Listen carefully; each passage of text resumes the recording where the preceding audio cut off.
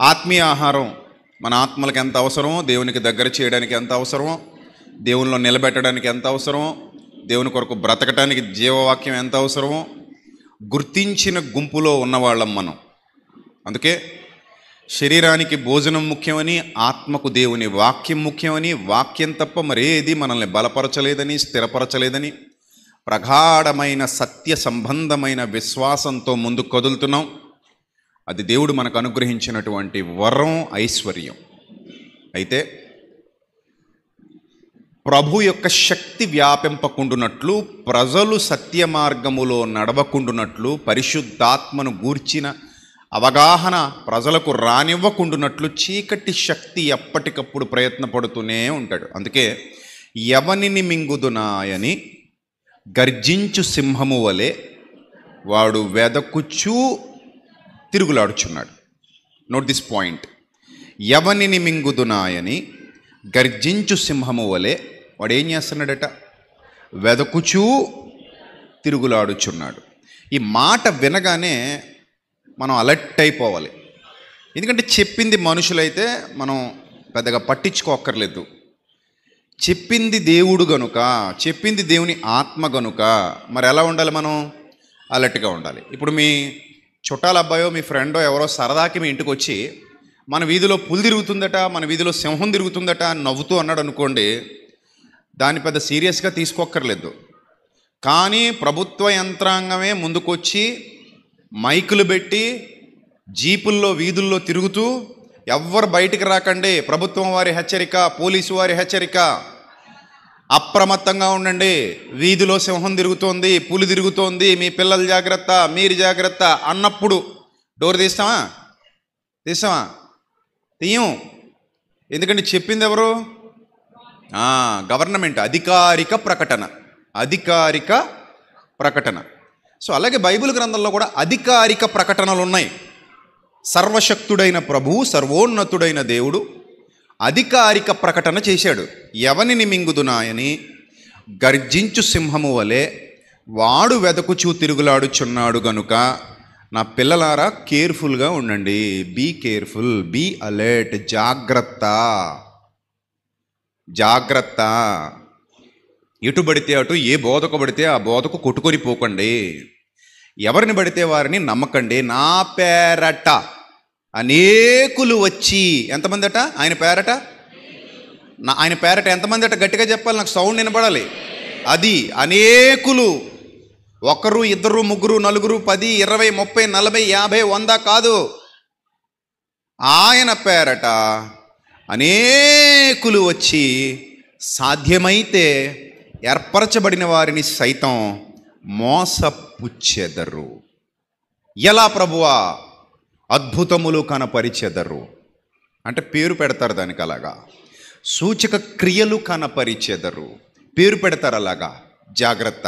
ఇదిగో ఇక్కడే ఉన్నాడని చెప్పుదురు, అదిగో అక్కడ ఉన్నాడని చెప్పుదురు, ఇదిగో ఆ అరణ్యములో ఉన్నాడని చెప్పుదురు, నమ్మకుడి. ఎవరు చెప్పారు ఈ మాట? గట్టి చెప్పండి. బయటికి వెళ్ళి మా ప్రసాద్ రెడ్డి గారు చెప్పారండి అని అనకండి, మీకు పుణ్యం ఉంటుంది. నేను చెప్పలా, మరి ఎవరు చెప్పారు? అది సర్వశక్తుడైన సర్వోన్నతుడైన దేవుడు వ్రాయించిన మాట.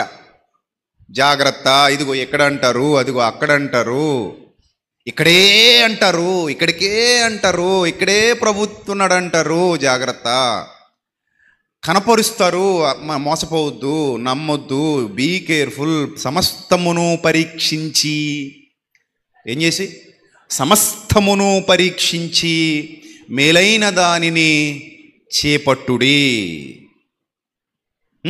ఇవన్నీ ఎక్కడ మాటలమ్మా? చెప్పండి, ఎక్కడ మాటలు? మన గ్రంథంలో దేవుడు మన కొరకు వ్రాయించినటువంటి మాటలు. కానీ విచిత్రమైన విషయం ఏమిటంటే మనం వాటిని శ్రద్ధగా పరిశీలించటంలో విఫలమవుతున్నాం, శ్రద్ధగా గమనించటంలో విఫలమవుతున్నాం, అర్థం చేసుకునే ప్రయత్నంలో మనం విఫలమవుతున్నాం. కాబట్టి విఫలము కాని ఆత్మీయ స్థితి దేవుడు మీ అందరికీ అనుగ్రహించునుగాక, ఈ సమస్త క్రైస్తవ ప్రపంచానికి అనుగ్రహించునుగాక. అది జరగాలి. అది జరిగినప్పుడు దేవుడు నిజంగా మహిమపరచబడతాడు. దేవుని కార్యాలు నిజంగా జీవితాల్లో జరుగుతాయి. విశ్వాసమందు భాగ్యవంతులుగా ఉంటారు, స్థిరులుగా ఉంటారు, కదలని వారుగా ఉంటారు, ప్రభువు కార్యాభివృద్ధి యందు ఆసక్తిపరులుగా ఉంటారు. కాబట్టి పరిశుద్ధాత్మ కార్యాలు అర్థం చేసుకోవడం అంటే, నన్ను అడిగితే నేను అంటాను, సముద్రాన్ని ఈదడంతో సమానం. పిల్లకాలంలో నదులు ఈదటం కాదు, కానీ పరిశుద్ధాత్మ కార్యాలు అర్థం చేసుకోవటం, పరిశుద్ధాత్మను గురించిన అవగాహన సంపాదించుకోవటం అనేది అది సముద్రాన్ని ఈదడంతో సమానం. 15 ఏళ్ల ఈ సువార్త పరిచర్యలో బైబిల్ గ్రంథ ధ్యానంలో చాలా విషయాలు స్పష్టంగా, నిశితంగా, క్రమక్రమంగా నేర్చుకుంటూ వచ్చాను. క్రమక్రమంగా అంటే మీరు అనొచ్చు, అంటే స్టార్టింగ్లో మీకు కొన్ని విషయాలు అర్థం కాలేదా? ఎస్, అఫ్ కోర్స్, నేను సిగ్గుపడకుండా చెబుతాను. స్టార్టింగ్ నుంచి చాలా విషయాల్లో నేను కూడా డైలమాలో ఉండేవాడిని. ఏది ఎలా అర్థం చేసుకోవాలి, ఏది ఎలా నేర్చుకోవాలి. ఎందుకంటే ఇది చిన్నది కాదు కదండి. పుస్తకం పెద్దదా చిన్నదా? చరిత్ర పెద్దదా చిన్నదా? చాలా పెద్ద చరిత్ర.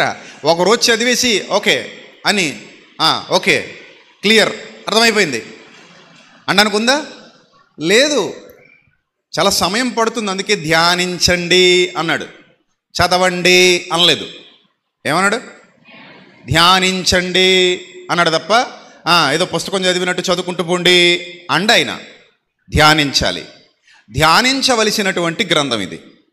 66 పుస్తకాలు, దాదాపు 40 మంది గ్రంథకర్తలు, వారి యొక్క ప్రవచన పరిచర్య, వారి యొక్క చరిత్రలో జరిగినటువంటి సంఘటనలు, వారు ఎదుర్కొన్నటువంటి కష్టాలు, కన్నీళ్ళు, శోధనలు, మార్పులు చాలా ఉంటాయి దివ్య గ్రంథంలో, చాలా ఉంటాయి.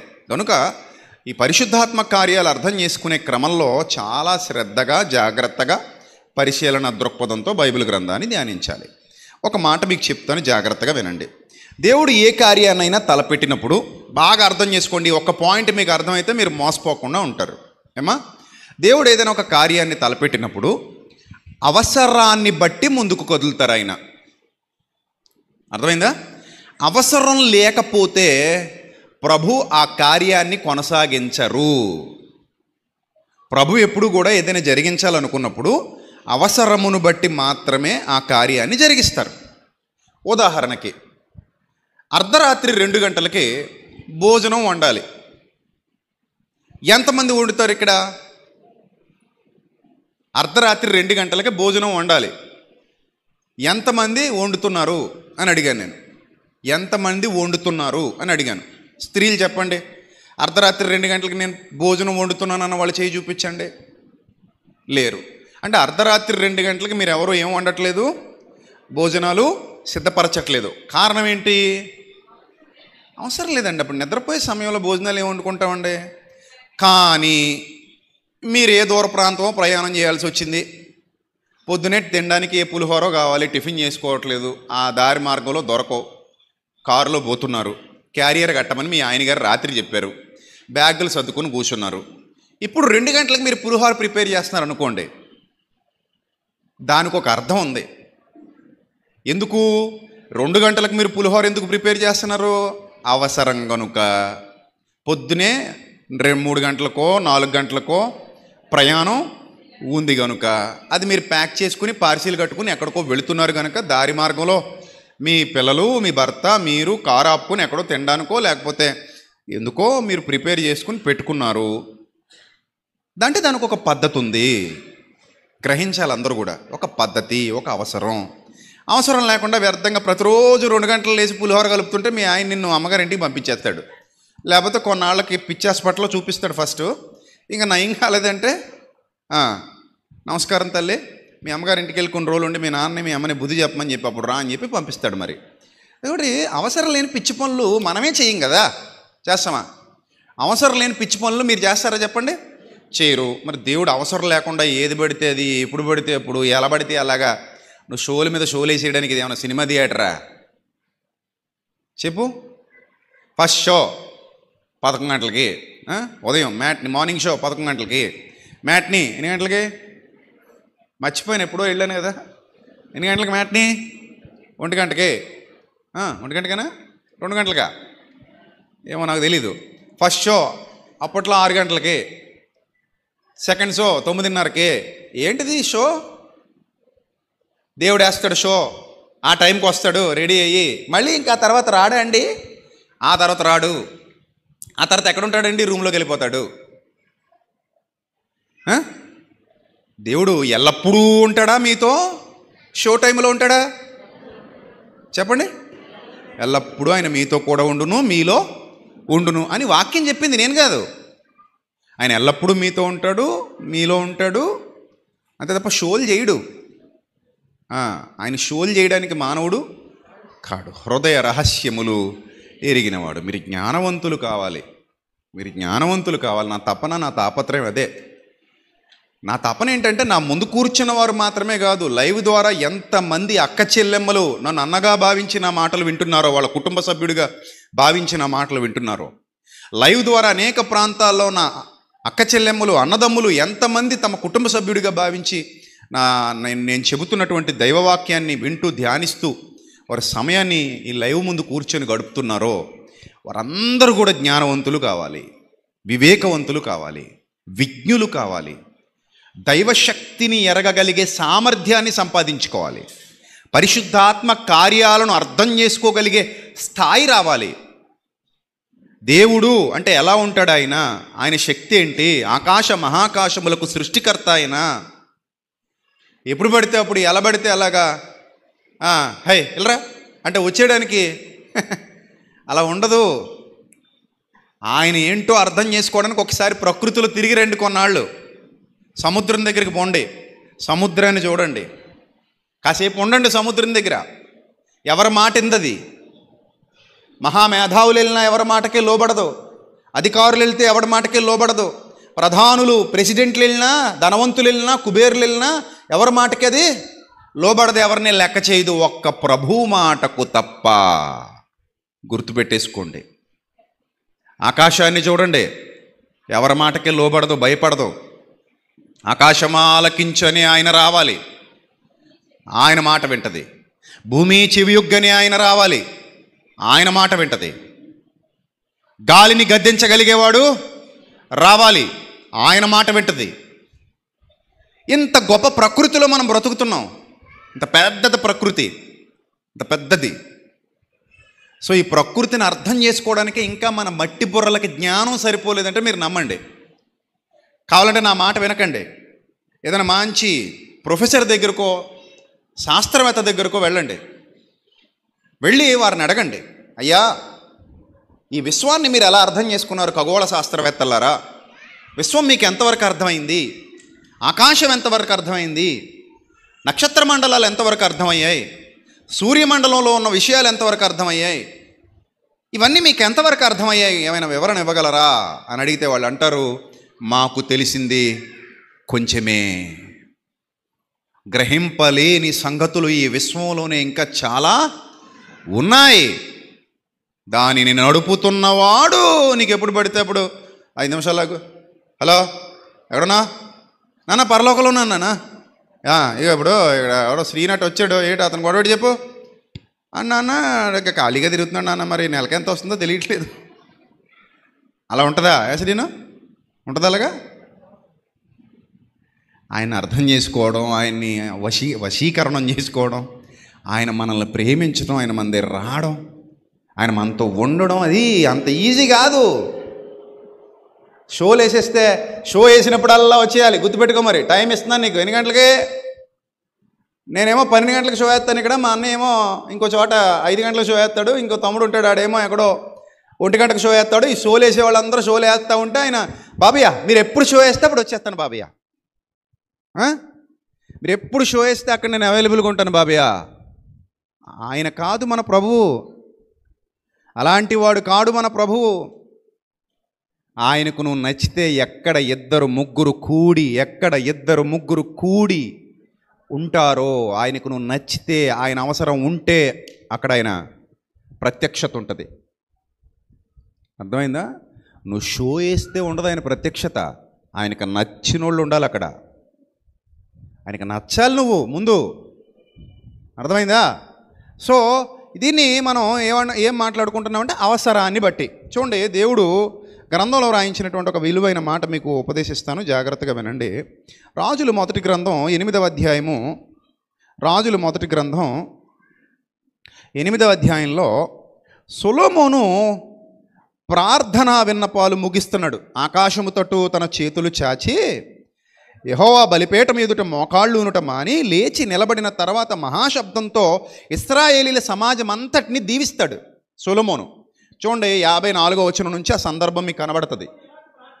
రాజులు మొదటి గ్రంథం 8వ అధ్యాయము 54 నుండి జాగ్రత్తగా చూస్తే మహాజ్ఞాని, అప్పటికి ఆ కాలానికి సొలొమోను ఆ కాలానికి మహాజ్ఞాని. ఈ మహాజ్ఞాని అయిన సొలొమోను 57వ వచనంలో 56వ వచనంలో ఏమంటున్నాడో చూడండి. ఎట్లనగా తాను చేసిన వాగ్దానములను బట్టి, వాగ్దానం అంతటిని బట్టి ఇశ్రాయేలీయులకు తన జనులకు నెమ్మది దయచేసిన యెహోవాకు స్తోత్రము కలిగి ఉండునుగాక. తన దాసుడైన మోషే ద్వారా ఆయన చేసిన శుభవాగ్దానములలో ఒక మాటైనను తప్పిపోయినది కాదు. ఇక్కడ 59వ వచనానికి రండి. 59 ఆయన తన దాసుడనైన నా కార్యమును ఇశ్రాయేలీయులకు తన జనుల కార్యమును అవసరము చొప్పున ఎల్లప్పుడూ నిర్వహించునట్లుగా నేను యెహోవా ఎదుట విన్నపము చేసిన ఈ మాటలు. ఏంటట? దేని చొప్పున కార్యాలు నిర్వహిస్తాడట? సొలొమోను ఏదడిగితే అది కాదట, ఇశ్రాయేలీలు ఏదడిగితే అది కాదట. మరి దేనట? అవసరము చొప్పున. ఉందా లేదా మీ బైబిల్ గ్రంథంలో? చెప్పినోడు ఎవరు? చిన్నోడా పెద్దోడా? అయ్యో మహాజ్ఞాని. ఆ రోజుల్లో చిన్నోడు కాదు, మహాజ్ఞాని. సొలొమోను జ్ఞానం వినటానికి భూపతులందరూ ఆయన దగ్గరికి వచ్చారు. That is the power of wisdom, that is the power of prudence of God. అంత శక్తివంతుడు మాట్లాడుతున్నాడు అవసరము చొప్పున. ఎప్పుడు పడితే అప్పుడు కాదు, అవసరం అంతే. నాన్నగారు నాకు 10 పెనాలు కావాలి అన్నదనుకో మీ అమ్మాయి, వెంటనే నాన్నగారు ఏమంటారు? చెప్పండి, ఏమంటారు నాన్నగారు? ఎన్ని పెనాలు? 10 ఎందుకమ్మా అంటారు. అంటారా? నాన్నగారు నాకు 200 పుస్తకాలు కావాలి. ఎన్ని పుస్తకాలు? 200 పుస్తకాలు. 200 పుస్తకాలు ఎందుకమ్మా? 4-5 సరిపోవా? సరిపోతే కానీ నాన్నగారు ఏదో సరదా కల పక్కన పెట్టుకుందామని ఒప్పుకుంటారు. నాన్నగారు తిడతారా? ఎందుకండి? అమ్మా నాకు ఒక 200 జతల బట్టలు కావాలమ్మా పండక్కి. ఎన్ని జతలు కావాలమ్మా? 200 జతల. ఆవిడ అమ్మ ఏమంటుంది తెలుసా? బట్టలు కొట్టి ఏమైనా పెట్టుకుంటావమ్మా? ఏమంటుందమ్మా? బట్టలు కొట్టి ఏమైనా పెట్టుకుంటావా సంక్రాంతికి? అమ్మ 200 జతలు ఎందుకు నీకు? సో ఒక అవసరం ఉండాలి. ఏదైనా సరే ఒక పద్ధతి ఉంటుంది. దేవుడు కూడా నీకు ఏది పడితే అది ఎప్పుడు పడితే అప్పుడు అలా ఉండదు. మీకు అక్కరగానున్నవేవో అన్నాడు అక్కడ. అక్కర అంటే అవసరం అని అర్థం. మీకు అక్కరగానున్నవేవో ఆయనకు తెలుసు. అందుకే ఏం తిందాం, ఏం తాగుదాం, ఏం ధరించుకుందాం అనవసరమైన చింత పెట్టుకోకండి. మీరు ఆయన నీతిని, ఆయన రాజ్యాన్ని మొదట వెతకండి. అప్పుడు మీకు ఏది అవసరమో అది అక్కడ నుంచి శాంక్షన్ చేయగల సమర్థుడు. అది కూడా నువ్వు విశ్వాసివైతే, నీతిని రాజ్యాన్ని వెతుకుతుంటే. లేకపోతే నీకు పట్టింపులు ఉండవు. నేను పట్టించుకోరు ఎవరో కూడా. నేను పట్టించుకోవాలంటే దేవుడు ఆకాశం నుండి నరులను పరిశీలిస్తున్నాడు. వివేకము కలిగి దేవుని వెతకువారు కలరేమో అని నువ్వు దొరకాలి అక్కడ. సూపర్ క్వాలిటీ ఉన్న బిడ్డ దొరికింది అనుకున్నప్పుడు నీ గురించి ఆయన ఆలోచిస్తాడు. నీ దగ్గర ఏ క్వాలిటీస్ లేవు, నువ్వు అసలు మోసం, చీపు, ఆలోచన విధానం కూడా బాగాలేదు, ఏదో అవసరం తీర్చుకుని పోదామని వస్తున్నావు. అస్సలు నీ మీద పట్టింపు ఉండదు ఆయనకి. అది గుర్తుపెట్టుకోండి. బైబిల్ ధ్యానించేవాళ్ళు, భక్తి చేసేవాళ్ళు, దేవుణ్ణి వెంబడించేవాళ్ళు అది గుర్తుపెట్టుకోండి. నిన్ను ఆయన చూడాలి అంటే, నిన్ను ఆయన దర్శించాలంటే, నిన్ను ఆయన పట్టించుకోవాలంటే మొదట నువ్వు ఆయన్ని మెప్పించాలి. ఆయన ఇష్టపడే గుంపులో ఉండాలి. ఒకడు దేవుని ప్రేమించిన ఎడల వాడు దేవునికి ఎరుకైన వాడన్నాడు కొరింథీయులకు రాసిన మొదటి పత్రిక 8వ అధ్యాయంలో, ఐ థింక్ 3వ వచనం అనుకుంటాను. ఒకడు దేవునికి ఎరుకైన వాడే. ఎప్పుడు? దేవుని ప్రేమిస్తే నీ గురించి ఆలోచిస్తాడు ఆయన. ప్రేమ లేనప్పుడు నీ గురించి ఆయన అసలు ఆలోచించడు. అందుకే మొదట ఆయన నీతి, ఆయన రాజ్యం. ఇప్పుడు అవసరం అనేది ఎంత ఇంపార్టెంటో మనకు బైబిల్ గ్రంథంలో అర్థమైంది. అలాగే మనకు కూడా దేవుడు చెబుతూ మీరు సత్క్రియలు కూడా ఎలా చేయాలన్నాడు తెలుసా? సత్క్రియలు ఎలా చేయాలో ఒకసారి గ్రంథంలో చూడండి. దేవుడి మాట, సత్క్రియలు ఎలా చేయాలో ఒకసారి చూద్దాం. గ్రంథంలో దేవుడి మాట చూద్దాం. తీతుపత్రిక 3వ అధ్యాయము 14వ వచనం చదువుదాం. తీతుపత్రిక 3వ అధ్యాయము 14వ వచనం. మనవారును నిష్ఫలులు కాకుండా, అంటే ఏ ఫలితాలు లేకుండా, ఏ ఫలం లేకుండా, ఎండిపోయిన చెట్లు మాదిరిగా అయిపోకుండా, దేన్ని బట్టట? అవసరాన్ని బట్టి సమయోచితంగా సత్క్రియలు శ్రద్ధగా చేయుటకు నేర్చుకోవాలనో అన్నాడు. సత్క్రియలు కూడా ఎలా చేయమంటున్నాడు? అవసరాన్ని బట్టి చేయండి. అనవసరమైనప్పుడు సత్క్రియలే చేయొద్దు అన్నప్పుడు, మనల్ని అనవసరమైనప్పుడు సత్క్రియలే చేయొద్దు అన్నప్పుడు, ఆయనకు అనవసరమైనప్పుడు సూచక్రియలు చేస్తాడా? పాయింట్ గ్యాదర్ చేయాలి అందరూ కూడా. అనవసరమైనప్పుడు సత్క్రియలే వద్దు అన్నాడు ఆయన. సత్క్రియలు కూడా దేన్ని బట్టట? అవసరమును బట్టి సత్క్రియలు శ్రద్ధగా చేయుటకు నేర్చుకొనవలెను అని తీతుపత్రికలో గ్రంథంలో స్పష్టంగా రాయిస్తే, సమయోచితంగా అన్నాడు. మళ్ళీ ఇప్పుడు అనవసరమైనప్పుడు ఆయన ఎందుకు చేస్తాడు? అంతేనా? పాత్రదానం చేస్తామా? అపాత్రదానం చెయ్యం. అవసరం అవ్వాలి, ఏదైనా సరే ఒక అవసరం ఉండాలి. ఇది ఇంపార్టెంట్, ఇక్కడ చెయ్యాలి, ఇది ఇంపార్టెంట్ ఇవ్వాలి, ఇది ఇంపార్టెంట్ కావాలి అంటే దేవుడు కూడా ఒక పని నిర్ణయించాడంటే ఆయనకు అవసరం అనిపిస్తేనే చేస్తాడు. అది ఆయనకు అవసరం లేదనిపించింది అనుకోండి, దాన్ని అక్కడ ఆపేస్తాడు, దాన్ని చేయడు. ఇంకా అది ఆయన ఇష్టం, మన ఇష్టమే ఉందండి. నువ్వు ఎందుకు ఆపావు అని అడగగలమా మనం? మీకు పాయింట్ చెప్తాను, మీరు ఆశ్చర్యపోయే సంగతి. దేవుడు నిన్న నేడు రేపు ఎల్లప్పుడూ ఏకరీతిగా ఉన్నాడా లేదా? ఉన్నాడని ఎంతమంది ఒప్పుకుంటున్నారు? రైట్, ఆల్మోస్ట్ ఆల్ అందరూ ఒప్పుకున్నారు. ఇప్పుడు మరో ప్రశ్న అడుగుతాను. నిన్న నేడు రేపు ఎల్లప్పుడూ ఏకరీతిగా ఉన్న దేవుడు నిన్న నేడు రేపు ఎల్లప్పుడూ ఏకరీతిగానే అన్ని కార్యాలు అన్ని సమయాల్లో అన్ని విధాలుగా చేయాలనుకుంటాడా? ఆయనకి నచ్చితే చేస్తాడా? చెప్పండి.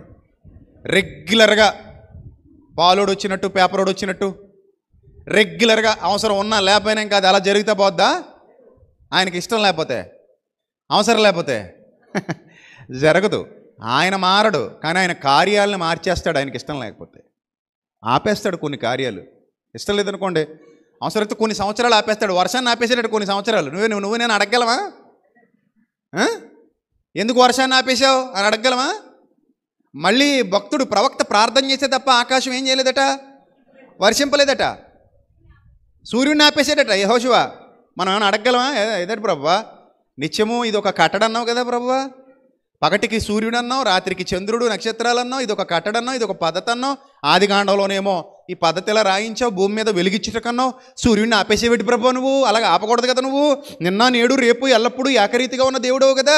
ఆదికాండంలోనేమో పగటికి వెలిగించుటకు సూర్యుడు అన్నావు, పెద్ద జ్యోతి అన్నావు. మరి ఇప్పుడు ఆ సూర్యుడిని ఎందుకు ఆపేసావు? స్విచ్ ఎందుకు ఆపేసావు? స్విచ్ ఎందుకు ఆపేసావు అంటే, నా ఇష్టం నా ఆయన, అది నా స్విచ్. అది నీదా స్విచ్? నాదా స్విచ్? నీదా నాదా? నాది. సూర్యుడు నీదా నాదా? నాది. నా సూర్యుడు నా ఇష్టం, అవసరమైతే స్విచ్ ఆపేస్తా. అదేంటి ప్రభు అలాగా ఆపేస్తావు? మరి మీ దగ్గర పిచ్చి పిచ్చి ఆశలు వేస్తుంటే మీకు ఎందుకు ఇవ్వాలి ఆ స్విచ్? ఎందుకు వేయాలి నేను? మీ బతుకులు మారాలంటే ఆపేస్తుంటాను ఒక్కోసారి. ప్రభు ఆకాశం నుంచి నిత్యం వర్షాన్ని కురిపిస్తాననే కదా అన్నావు. అవును. నువ్వు మారని దేవుడవు కదా. అవును. మరి అగ్నిగంధకాలు కురిపించేవాటి నాయనా? నువ్వు ఆకాశం నుండి ఏం కురిపించాలి? వర్షం కదా కురిపించాలి. మరి అగ్నిగంధకాలు ఎందుకు కురిపించావు? అవసరాన్ని బట్టి. అంతే. ఆయనకి ఏది అవసరమో అది జరిగిస్తాడు. నువ్వు నేను ఎవరండి దేవుణ్ణి నిర్ణయించడానికి? ఆయన విధులు నిర్ణయించడానికి నువ్వు నేనైనా క్లాస్ టీచర్లమా? 9 గంటలకి తెలుగు చదువుకో, 10 గంటలకి హిందీ చదువుకో, 11 గంటలకి సైన్స్ టీచరు, సైన్స్ పీరియడ్. మనమా చెప్పగలం? దేవుని ఇష్టమమ్మా.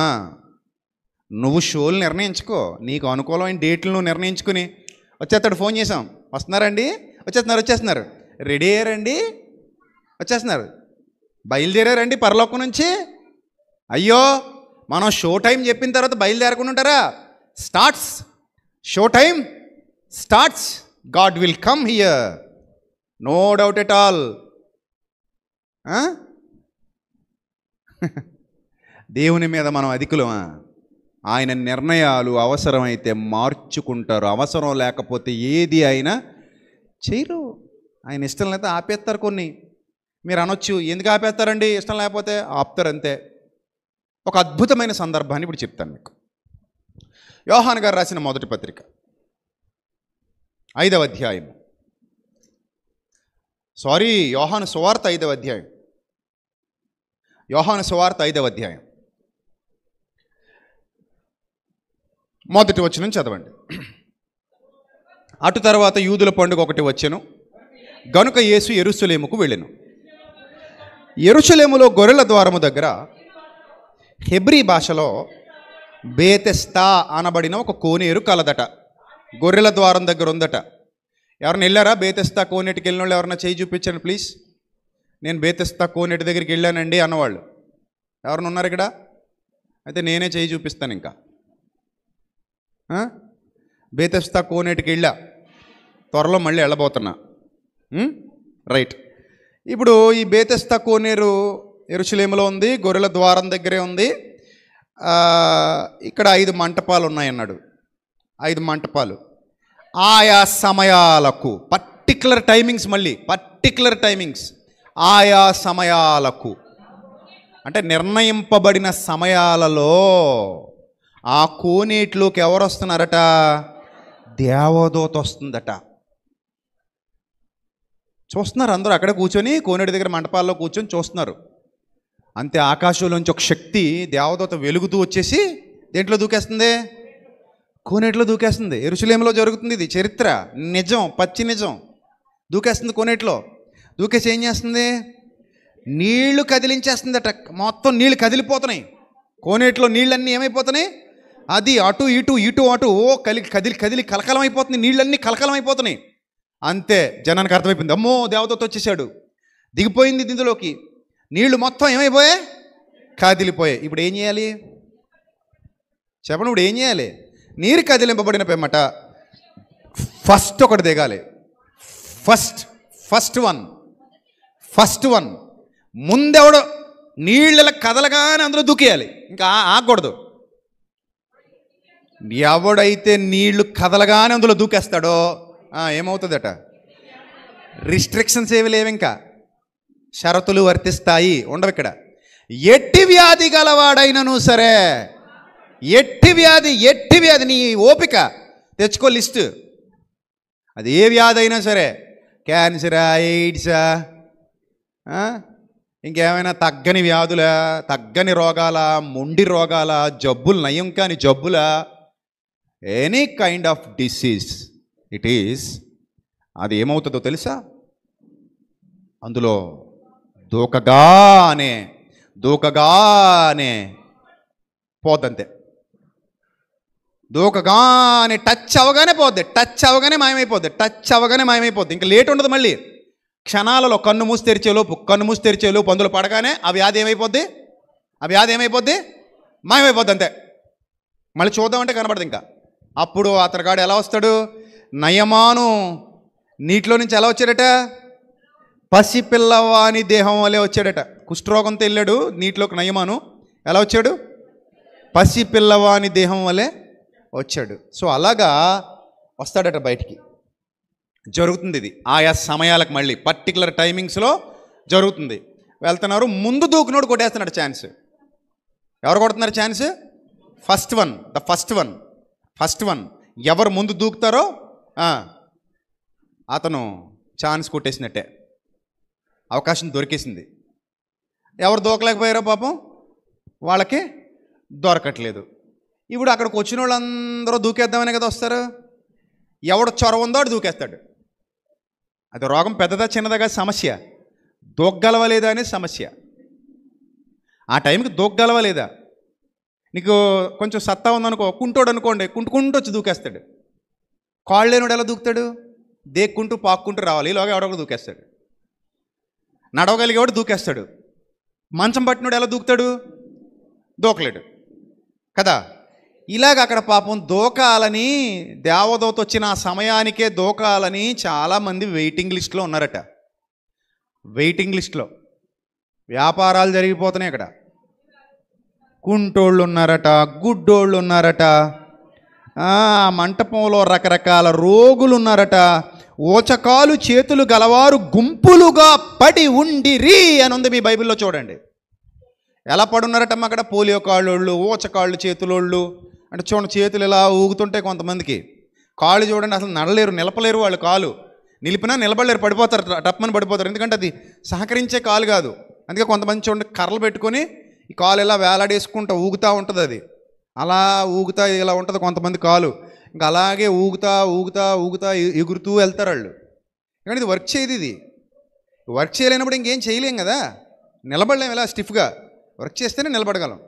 సో ఊగుతా పడిపోతూ లేస్తూ వెళ్ళిపోతుంటారు. కొన్ని చేతులు చూడండి పట్టి వెంకవి ఇలా ఉంటాయి, ఇలా ఉంటాయి. స్పూన్ కూడా పట్టుకోలేరు వాళ్ళు, ఇలా అంటుంటే స్పూన్ కూడా లేగదు వాళ్ళకి, అంత సన్నగా ఉంటాయి. ఓచకాళ్ళు చేతులు అంటే అవన్నమాట. సో ఇలాంటి వాళ్ళు అందరూ పాపం లిస్టులో ఉన్నారంటే అక్కడ గుంపులు గుంపులు గుంపులు గుంపులు ఉన్నారట. అంటే ఇప్పుడు అక్కడ ఏం జరుగుతుందంటే ఎవడికి దమ్ము ఉంటే వాడు దూకేస్తున్నాడు, ఎవడికి జనబలం ఉంటే వాళ్ళు వచ్చి ఇసిరేసిపోతారు అవసరం అయితే. ఇప్పుడు పక్షవాయువు గలవాడు ఒకడు ఉన్నాడు, డబ్బులు ఉన్నాడు, ఆడికో 10 మంది పిల్లలు సంతానం ఉన్నారు. ఏం చేస్తారు చెప్పండి? వాళ్ళ నాన్నని తీసుకొచ్చి వెయిటింగ్ లిస్ట్లో ఉంటారు. టైం తెలుసు కాబట్టి దేవదూత వచ్చింది ఆయా సమయాలలో అని రాయబడింది అక్కడ. ఆ సమయానికి దేవదూత వచ్చేసి నీళ్ళు ఏం చేస్తుంది? కలకల కలకలం చేసేస్తుంది అని తీసిరేస్తారు అంతే. ఇప్పుడు వాళ్ళ నాన్నని పక్షవాయువు గలవాడిగా విసిరేస్తే వాళ్ళ నాన్న ఈత కొట్టుకు పైకి వచ్చేస్తాడు. విసిరేంత వరకే. విసిరాక వాళ్ళ నాన్న ఎలా వస్తాడు బయటికి? విసిరేంత వరకు మానవ సహాయం కావాలి, ఎవరొకరు సపోర్ట్ కావాలి. పడ్డాక ఇంకెవడు సపోర్టు అవసరం లేదు. ఆయన అంతటా ఆయన లేచుకొని అవసరమైతే హాయ్ అనుకుంటూ వస్తాడు బయటికి. వీళ్ళు హమ్మయ్యా అనుకొని తీసుకెళ్ళిపోతారు వాళ్ళ నాన్నని కదా. ఇప్పుడు అబ్బాయి ఎత్తెసుకోనేరు ఉంటే మా అమ్మకి ట్రీట్మెంట్ ఎందుకు చేస్తాను? శుభ్రంగా ఇజ్రాయెల్ టికెట్ తీసుకెళ్ళి అందులో పడేద్దాను మా అమ్మని. ఆ పారాలసిస్ మొత్తం తగ్గిపోయిన తర్వాత మళ్ళీ ఫ్లైట్ ఎక్కించి శుభ్రంగా తీసుకొచ్చేద్దాను అంతే కదా. ఎందుకు ఇన్ని రోజులు? ఇది ఇంచుమించు 20 రోజులు ఉంది పాపం హాస్పిటల్లో, 15 రోజులు. అవునా? సరే, ఇక్కడ పాయింట్ ఏంటంటే అక్కడ ఒక ఆయన ఉన్నాడట పాపం. అక్కడ 38 ఏళ్ల నుంచి ఓ దిక్కులేనోడు ఉన్నాడట పాపం. దిక్కులేనోడు ఉన్నాడట. ఏం చేస్తున్నాడట? ఎన్ని ఏళ్ళట? ఆశ చావలేదు. చూశారు, అతనికి ఆ విషయంలో దండం పెట్టవచ్చు. ఆశ చావలేదు. ఏదో టైంలో రద్దీ తగ్గకపోతుందా, ఏదో టైంలో దగ్గరగా ఉండకపోతానా, దేవదూత వచ్చి కలిపిన తర్వాత ఒక 5 నిమిషాలైనా నాకు టైం దొరకపోద్దా, ఎవడో రాకపోతే అప్పుడు వెళ్ళి నేను అందులో పడి స్వస్థత పొందకపోతానా అన్న ఆశతో ఎన్ని సంవత్సరాల నుంచి ఎదురు చూస్తున్నాడట మహానుభావుడు? 38 సంవత్సరాలుగా అక్కడే పడున్నాడట, సుదీర్ఘకాలం పాటు.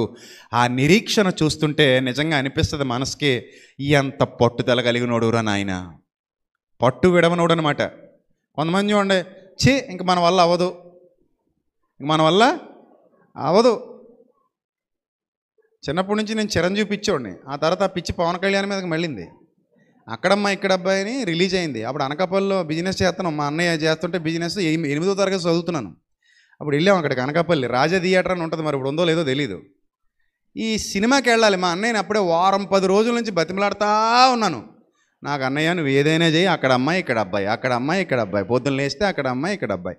ఇంక ఇదే చెప్తుంటే ఒరే తినేకిరా, నన్ను తినేకిరా, తీసుకెళ్తాను లేరా అంటే రిలీజ్ అయిపోయింది అప్పటికే. ఇంకా అంతే. అనకాపల్లి నుంచి అక్కడ అచ్చిసాపురం అని ఒక ఊరు ఉండేది, అక్కడ చేసేవాడు ఈయన బిజినెస్. అక్కడ నుంచి అనకాపల్లి వచ్చేసాం. లైన్ అయిపోయిన తర్వాత అనకాపల్లి వచ్చాం. ఆ థియేటర్ తీసుకెళ్ళేసరికి చిరంజీవి తమ్ముడు కదా, అక్కడ నుంచి ఎడుకున్నారు జనాలు. టికెట్లు దొరకవో తెలీదు. వెళ్ళిపోదాం పదా, అక్కడ ఎక్కడైనా చూపిస్తానులే, మన వెళ్ళిపోయిన తర్వాత రాజమండ్రిలో చూద్దాలే పోదాం అన్నాడు. అస్సలు చచ్చినా రాను ఇక్కడి నుంచి కన్నా కదలనన్నాను. నాకు మాట ఇచ్చాను, చూపిస్తావా చస్తావా, నాకు ఏదోడు చెయ్యి, నేను మాత్రం రానుగాక రానంతే. ఇది ఎక్కడ కూడా లేవురా టికెట్లు, బ్లాక్లో కొను. అక్కడ అలా కూడా లేవురా బాబు, నాకు తెలియదు. నువ్వు ఏం చేస్తావో తెలియదు అంటే పాపం ఇంకా ఏం చేస్తాడో లైన్లో దూరాడు.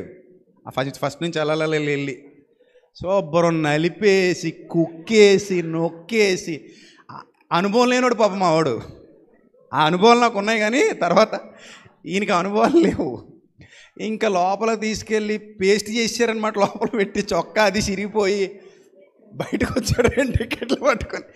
ఇంకా అది అయ్యేంత వరకు తిడతానే ఉన్నాడు. నేను మాత్రం హ్యాపీగా చూసి ఇంటికి వచ్చా. సో అంటే ఇప్పుడు అక్కడ ఎవడికి దొరుకుతాయి అవి? ఎవడో ధైర్యంగా ముందు పోతే జబ్బల మీద ఎక్కిపోయేవారు తెలుసా చిన్నప్పుడు. ఇప్పుడు లేవు. చిన్నపిల్ల మన తరం చూసింది అది.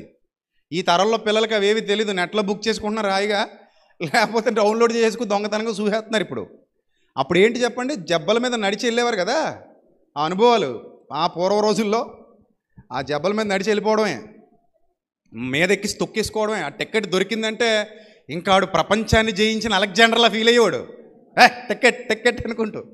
సో ఆ రోజులు అలాంటివి, పూర్వం రోజులు. అప్పుడు దమ్మున్నోడు సంపాదించుకునే టికెట్, దమ్ము లేనోడికి దొరికేది కాదు. ఇక్కడ కూడా సేమ్ ప్రాసెస్. 38 ఏళ్ల పోరాటం. ఎవడు పడితే వాడు దూకేస్తున్నాడు. దూకాలన్న ఆశ ఉంది, దూకలేకపోతున్నాడు. పడాలన్న కోరిక ఉంది, పడలేకపోతున్నాడు. వెళ్ళాలన్న తపనుంది, వెళ్ళలేకపోతున్నాడు. అంత పిచ్చితో ఉన్నాడు. కానీ సహనం చావలేదు, ఆశ చావలేదు. ఏదో ఆశ, ఏదో విధంగా స్వస్థత పొందాలన్న ఆశ. అక్కడే ఉన్నాడు. దేవదూత వస్తుంది వెళ్తుంది. అక్కడికి యేసుప్రభు వెళ్ళాడు. యేసుప్రభు వయస్సు కంటే ఎక్కువ ఇతని నిరీక్షణ వయసు. పాయింట్ మీకు అర్థమైందా? యేసుక్రీస్తు ఎప్పుడు సువార్త పరిచర్యలు అడుగుపెట్టారు? ఆయన 30 ఏళ్ల వయసులో. ఈయన ఎప్పటి నుంచి ఉన్నాడట? అంటే యేసుప్రభు కంటే ఎవరి నిరీక్షణ పెద్దది? ఈ రోగి నిరీక్షణ పెద్దది. ఈయన నిరీక్షణతో పోల్చుకుంటే యేసుప్రభు శరీర కాలం కూడా చిన్నదే, శరీరధారిగా వచ్చిన కాలం కూడా చిన్నదే. 30 ఏళ్ల వయసులో అడుగుపెట్టాడు ఆయన. 33.5 ఏళ్ల వయసులో వెళ్ళిపోయాడు ఆయన. అంటే ఈయన నిరీక్షణ 38 ఏళ్ళు. అంటే దాదాపు యేసుప్రభు కంటే కూడా చాలా పెద్ద నిరీక్షణ కలిగి అక్కడే ఎదురు చూస్తున్నాడు పాపం. ఒకరోజు యేసుప్రభు వెళ్ళారు అక్కడికి. యేసు వాడు పడిండు చూచి, వాడు అప్పటికి బహుకాలము నుండి ఆ స్థితిలో ఉన్నాడని ఎరిగి అడిగారట, నానా స్వస్థపడ కూర్చున్నావా అని అడిగారట. అప్పుడు వెంటనే, ఎస్ ప్రభువా, నువ్వే వచ్చావా, చాలు ప్రభువా, చేసే ప్రభువా అన్నాడా. మరి ఏమన్నాడు? అయ్యా, నాకు స్వస్థపడాలన్న ఆశ ఉండబట్టే కదా 38 ఏళ్ళ నుంచి ఇక్కడ వెయిట్ చేస్తున్నాను. అయితే నీళ్లు కదిలింపబడినప్పుడు నన్ను కోనేటిలోనికి దించడానికి నాకెవ్వళ్ళేడు. నేను ఒక అనాథగాడిని, నాకెవ్వళ్ళేడు దించడానికి. నన్ను కోనేటిలోకి దించేటోడు కావాలి. కోనేరు చాలా లోతుకుంటుంది, మెట్లుంటాయి. నేను దిగాను. ఇప్పుడు గబ్బిలాలు ఉన్నాయి అక్కడ. నేను దిగుతున్నప్పుడు 4 గబ్బిలాలు వచ్చాయి మీదకి. చీకటిగా ఉంది, లోపలికి దిగాలి. వెళ్దాం, ఏదో రోజు తీసుకెళ్తాను మిమ్మల్ని, అందులో పడేస్తాను తీసుకెళ్ళి. స్వస్థత వచ్చిందో చెప్తురు కానీ. సో ఆ లోపలికి దిగాలి, ఆ కోనేటిలోకి. నీళ్లు కదిలింపబడినప్పుడు నన్ను కోనేటిలోకి దించుటకు నాకు ఎవడునూ లేడు కనుక నేను వచ్చినంతలో మరి ఒకడు నాకంటే ముందుగా దిగునని ఆయనకు ఉత్తరం ఇచ్చాను. యేసు, నీవు లేచి నీ పరుపెత్తుకొని నడవమని వాడితో చెప్పగా ఏమైందట? వెంటనే వాడు స్వస్థత నుండి తన పరుపెత్తుకొని నడిచాడట. చూసారా? Immediate action. ఎందుకే మీకు ఒక జోక్ చెప్పనా? యేసు ప్రభు స్వస్థపరుస్తాడన్న సంగతి కూడా అతనికి తెలీదు అసలు. యేసు ప్రభు మీద విశ్వాసం ఉన్నోడేమి కాదు అసలు. కానీ 38 ఏళ్ల అతని నిరీక్షణ ప్రభు చూశాడు. 38 ఏళ్ల నిరీక్షణ. గట్టోడండీడు. ఏం జరిగినా ఎప్పటికైనా సాధించాలన్న తపనతో పోరాడుతున్నాడు. ఇతని పోరాటానికి ప్రతిఫలం ఇవ్వాలి, ఇలాగ వదిలేయకూడదు అనుకొని 38 ఏళ్ల సుదీర్ఘకాలం తర్వాత యేసుప్రభు అక్కడికి వచ్చి స్వస్థపడ కూర్చున్నావా అని అడిగితే పాపం వాడు అనుకుని ఉంటాడు, ఈ క్వశ్చన్ ఇప్పటికి చాలామంది అడిగారు నన్ను, ఎవడైనా తీసుకెళ్ళాడా, ఎవడైనా పోనీ అందులో దించాడా, ఎవడైనా దేవదూత వచ్చినప్పుడు పడేసాడా, దేవుడేమో ఒక సిస్టమ్ పెట్టేశాడా, ఆ సమయాల్లో దేవదూత వస్తుంది వెళ్ళిపోతుంది. సరే, యేసుప్రభు ఆయనకి స్వస్థత ఇచ్చేశారు. ఎలా ఇచ్చారు స్వస్థత? వస్తూ ఉండు నాయన, త్వరలో జరుగుతున్నారా, వస్తూ ఉండండి, తొందరలో జరుగుద్ది అన్నారా? మరి లేకపోతే 7 వారాలు రమ్మన్నారా? మరి ఏమన్నారు? స్పాట్, ఆన్ ద స్పాట్, టప్ టప్ అని అయిపోవాలంతే. స్విచ్ చేస్తే బల్బు వెలిగినట్టు ఉండాలి స్వస్థత. స్వస్థత ఎలా ఉండాలి? స్విచ్ చేస్తే బల్బు వెలిగినంత ఇంకా ఫాస్ట్గా ఉండాలి, ఇంకా ఫాస్ట్గా ఉండాలి. అది దేవుడి శక్తి. టప్ మన అంతే లేచిపోయేలాగా. వెంటనే అవయవాలు మారిపోయినాయి, కొత్త కాళ్ళు వచ్చేసినాయి, పాత కాళ్ళు పోని, చచ్చుపడిపోయిన కాళ్ళు మాయమైపోయి ఏ కాళ్ళు వచ్చినాయి? మంచి స్టిఫ్గా ఉన్నాయి కొత్త కాళ్ళు. అవసరమైతే ఒంటి కాళ్ళ మీద నిలబడగలమన్నమాట. ఎలాగా అలాంటి కాళ్ళు వచ్చేసినాయి, మంచి పవర్ఫుల్గా ఉన్నాయి. థైస్, బోన్స్, మాంసం గట్టిగా స్ట్రాంగ్గా. దిగ్గులు లేచాడట. చూసిన వాళ్ళు అందరూ షాక్ అయిపోయి, వామ్మో ఇదేందయ్య ఇదే, నేనెప్పుడు చూడలా, ఏంది ఇది ఇలా ఉంది కొత్తగా, ఇదేంటి అసలు ఈ వింతేంటిది అనుకొని ఆశ్చర్యపోయారు యేసుప్రభు వారు చేసినటువంటి ఆ స్వస్థత కార్యానికి. ఇప్పుడు అసలు పాయింట్కి వస్తుందని జాగ్రత్తగా వినండి. ఇప్పుడు మారని దేవుడు బెతెస్దా కోనేటిలోకి దేవదూతను ఇంకా పంపుతున్నాడా? చెప్పాలి, చెప్పాలి, అందరూ చెప్పాలి.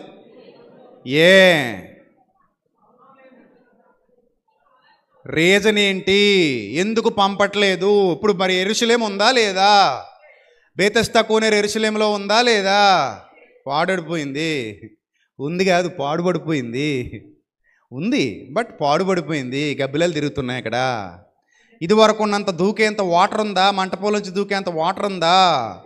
లేదు. పక్కనన్న రాళ్ళు దెబ్బలు గట్టి గట్టిగా చెత్త చెదారంగా అయిపోయింది. అక్కడ తిరిగి ఫోటోలు తీసుకోవడానికి తప్ప, బెతెస్దా కోనేరు ఫోటోలు తీసుకోవడానికి తప్ప, దూకటానికి, స్నానాలు చేయడానికి, మంచినీళ్ళు తాగటానికి పనికొచ్చే కోనేరు కాదు. మరి ఇప్పుడు దేవదూత వస్తున్నాడా? దేవదూత చచ్చిపోయాడా? వయసు అయిపోయిందా? ఇంక నేను వెళ్ళలేను ప్రభువా అంటున్నాడా? ప్రభువా అప్పుడంటే బలంగా ఉండేవాడిని ప్రభువా, తడగా పైనుంచి దూకేసి నీళ్ళు కదిలేసి వచ్చేసేవాడిని ప్రభువా, ముసలి దేవదూతను ప్రభువా, మల్టీవిటమిన్ ట్యాబ్లెట్లు వేసుకుంటే తప్ప కదలలేకపోతున్నాను ప్రభువా, అప్పుడప్పుడు సెలైన్ కూడా పెట్టించుకుంటున్నాను ప్రభువా, సో నన్ను పంపక ప్రభువా, వేరే దూతను పంపు ప్రభువా అని అన్నాడంటారా? దేవదూతలకు వయసు అయిపోవడం ఉంటుందా? ఉంటుందా? పరలోకంలో మీరు ఎలా ఉందరు అన్నాడు ప్రభు, దేవదూతల వల్లే ఉంటారన్నాడు కదా. అంటే దాని అర్థం ఏంటి? వాళ్ళకి వయసు అయిపోవటాలు, కాళ్ళు నొప్పులు, కీళ్ళ నొప్పులు, సయాటికా పెయిన్లు, నడుం నొప్పులు, వంగిపోవటాలు, కుంగిపోవటాలు, అధిక బలం ఉన్న ఎడల 1000 సంవత్సరములు, అధిక బలం ఉన్న ఎడల 10,000 సంవత్సరములు అని ఉండదు దేవదూతకి. దేవదూత అంటే పవర్ అది శక్తి, అది ఆత్మ, అదొక పవర్. ఆ పవర్ ఇంకా అయిపోవడం ఉండదు. సూర్యుడి పవర్ అయిపోయింది, చంద్రుడి పవర్ అయిపోయిందా? దేవదూత పవర్ కూడా అయిపోదు. కానీ దేవుడు పంపడం మానేశాడు, నువ్వు ఆగిపో అన్నాడు. అదేంటి ప్రభు, మరి రోజు టైం టేబుల్ ప్రకారం వెళ్ళమన్నావు కదా, రోగులు ఏమైనా లేకుండా పోయారా యెరూషలేములో? ఇప్పుడు యెరూషలేములో రోగులు ఏమైనా లేకుండా పోయారా? ఇప్పటికీ యెరూషలేములో రోగులు ఉన్నారా లేదా చెప్పండి. ఎందుకు లేరు? బోళ్ళు అంతమంది ఉన్నారు. నాకు తెలిసిన రోగులే ఉన్నారు అక్కడ. ఒకవేళ అవకాశం ఉంటే అక్కడ అక్క ఉంది, వెళ్ళి దూకే ముందు నువ్వు, నీ రోగాలన్నీ పోతాయి, దూకే వెళ్ళి అని చెప్తున్నావు. సో ఇప్పటికీ ఉన్నారు రోగులు అక్కడ, చాలామంది ఉన్నారు, మన వాళ్ళు ఉన్నారు అక్కడ, రోగులు ఉన్నారు. మరి రోగులు ఉన్నా దేవదూత ఎందుకు రావట్లేదు? బెతెస్దా కోనేరు ఎందుకు ఎండిపోయిందంటే ఆయనకు అవసరం లేదనుకున్నప్పుడు ఏది ఆయన కంటిన్యూ చేయడు. అవసరమైతే మధ్యలో ఆపేస్తాడట ఆయన. అది ఆయన ఇష్టం. నువ్వెవడు ఆయన ప్రశ్నించడానికి? కొండ కొమ్మరిని ఏం చేయకూడదు? నన్ను ఎందుకు ఎలాగూ రూపించితివని ప్రశ్నించకూడదు అన్నాడు. అలాంటప్పుడు మనం కూడా, తండ్రి నువ్వు ఎందుకు ఆపేసావు? మరి మేము కూడా టికెట్ తీసుకుని యెరూషలేము వెళ్ళిపోతుంది కదా. దేవదూత వచ్చినప్పుడు ఏదో కొంచెం జిమ్ బాడీ ఉన్నవాడిని తీసుకెళ్ళి, 4 బౌన్సర్లను తీసుకెళ్ళి ఇసిరేరా బాబు అందులో అందం కదా. లేదు, ఆయనకి ఇష్టం లేదు, ఆపేశాడు, అవసరం లేదు. అక్కడ ఎందుకు దేవుడు ఆ విధానాన్ని ప్రవేశపెట్టాడంటే బాగా అర్థం చేసుకోండి. కోనేరు కంటే, దేవదూత కంటే, దేవదూత వచ్చి నీళ్లు కదిలించినప్పుడు కలిగే స్వస్థత కంటే సమర్థుడు నా కుమారుడు వస్తున్నాడు, చూడండి ఆయన వైపు చూడండి. వీటన్నిటికీ అధిపతి, ఈ దేవదూతకు కూడా అధిపతి. ఈ దేవదూత కూడా ఆయన మాటకు లోబడాలి. ఈ బెతెస్దా కోనేరు కూడా కలిగి ఉన్నది ఏది ఆయన లేకుండా కలగలేదు. అలాంటి సమర్థుణ్ణి భూమి మీదకు పంపించబోతున్నాను. ఆయనకు రుజువు చూపించడానికి ఇదిగో ఇది ఇక్కడ పెట్టాను. ఆయన గొప్పతనం దీనికంటే శక్తివంతమైందని మీ అందరికీ అర్థమైపోయింది కనుక ఇక మీదట మీరు బేతెస్తా కోనేరు వైపు చూడకండి. ఎవరి వైపు చూడండి? యేసు వైపు చూడండి. అది చెప్పటానికి చేయబడిన ఏర్పాటు. అర్థమైందా? మొన్న ఇక్కడ మన కళ్యాణ మండపం ఉంది కదా మన పక్కన, 2 గుర్రాలు రథం ఉండేది. ఇప్పుడు ఉందా? ఉందా? ఎందుకు లేదు? 2 వైట్ గుర్రాలు రథం ఉంది అక్కడ. ఎందుకుంది? మొన్న పెళ్లి కొడుకు ఎక్కువ ఊరేగుతాడు కాబట్టి. ఇప్పుడు పెళ్లి కొడుకు ఉన్నాడా పోయాడా? అంటే పోయాడంటే చచ్చిపోయాడు కాదు, ఇక్కడ నుంచి వెళ్ళిపోయాడు కదా. పెళ్లి కూతురు పెళ్లి కొడుకు పెళ్లి చేసుకుని ఇక్కడ నుంచి కళ్యాణ మండపం దగ్గర నుంచి వెళ్ళిపోయారు. గుర్రాలోడికి డబ్బులు ఇచ్చేస్తారు, రథండికి డబ్బులు ఇచ్చేస్తారు. ఇంక పట్టుకోండిరా బాబు, మాకు అవసరం లేదు. ఎందుకు ఈ గుర్రాలు రథాలు ఎందుకు తెప్పించారు ఇక్కడికి? పెళ్లి కొడుకును ఊరేగించడానికి. ఏదో కొత్త ఒక వింత, పాత ఒక రోత అన్నట్టు మళ్ళీ పాత ఏమవుతుంది? కొత్త అవుతుంది. ఇది వరకు కారులో ఊరేగించారు పెళ్లి కూతుర్ని, ఇప్పుడు దేని మీద ఊరేగిస్తున్నారు? గుర్రబండి మీద, గుర్రాల మీద, రథాల మీద. కొన్నాళ్ళకి ఎద్దుల బండి వేసుకు ఊరేగిస్తారు చూడండి. ఖచ్చితంగా చెప్తున్నాను చూడండి. 2 ఓటమైన ఒంగోలు గిత్తలు తెచ్చి ఎద్దుల బండిని అలంకరించి పెళ్లి కూతుర్ని ఎద్దుల బండి మీద ఎక్కించేస్తాడు. ఇంకా డిఫరెంట్గా కావాలనుకుంటే ఏ ట్రాక్టర్ ఎక్కిస్తాడు. ట్రాక్టర్ ట్రక్ మీద నిలబడమ్మా బాగుంటుంది, కర్ర కట్టేస్తాం అక్కడ. ఇంకా చిరాకొస్తే లారీ మీద కూడా ఊరేగిస్తారు. ఎవడిష్టం ఆడిది, అంతే. సో పని అయిపోయిన తర్వాత దాన్ని ఏం చేస్తారు చెప్పండి? ఏం చేస్తారు? ప్యాకప్. పని అయిపోతే ఏం చేస్తారు? ప్యాకప్. ఇంకా పని లేదు అక్కడ. పని ఉంటేనే అక్కడ చేస్తాం, పని లేకపోతే తీసేస్తాం. దేవుడు కూడా ఆయన ఇష్టం. ఆయన ఏది ఉంచాలనుకుంటే అది ఉంచుతాడు, ఏది ఆపాలనుకుంటే అది ఆపుతాడు, ఏది ఇవ్వాలనుకుంటే అది మళ్ళీ ఇస్తాడు. అది ఆయన ఇష్టం. మన చేతుల్లో ఏముండవు, మన చేతుల్లో ఏముండవు. ఇన్స్టెంట్ హీలింగ్స్ ఎలాగంటే అలా చాలు జరిగిపోతే చిటికెత్తే చాలు, రండి రండి రండి, కమాన్ కమాన్ కమాన్ అంటే రావాలగా. నీ ఇష్టం ఏంటి పిలిచేయడానికి? నువ్వెవడసలు? నేనెవరిని అసలు? ఆయన పిలిచేయడానికి మనం ఎవరమండి? ఆయనకి నచ్చాలి, ఆయన నిన్ను మెచ్చాలి, అలా నువ్వు బతకాలి. అప్పుడు నీకు ఆయన శాంక్షన్ చేయాలి. అర్థమైందా? ఆయన నిన్ను మెచ్చనప్పుడు, ఆయనకు నువ్వు నచ్చనప్పుడు, ఆయన నీకు శాంక్షన్ చెయ్యనప్పుడు ఏదో పర్టికులర్ ప్లేస్ ఉందట, ఆ ప్లేస్కి వెళ్ళిపోతే సరిపోద్దట. అయితే వెళ్ళు, బెతెస్తా కోనేటికి వెళ్ళు. అంతకంటే బెస్ట్ ప్లేస్ ఈ ప్రపంచంలో ఎక్కడ దొరుకుతుంది నీకు? దేవదూత వచ్చి నీళ్లు కదిలించిన ప్లేస్ అది. పో అక్కడికి, దూకు, రాళ్ళు గుచ్చిపోతాయి, దూక్కు. ఉన్నది తగ్గకపోగా ముందు పోతావు. కొంచెం హైట్ ఉంటుంది, అది గొయ్యి అలా లోపలికి ఉంటుంది. ఆల్రెడీ వీడియో పెట్టాను కదా నేను, యూట్యూబ్లో ఉందా? మన యూట్యూబ్లో బాలు, అవి బాలయ్య యూట్యూబ్లో ఉందా లేదా? బేతెస్తా కోనేరు ఉంది కదా. సో పెట్టాను నేను, అక్కడికి వెళ్ళిన వీడియోలు పెట్టాను.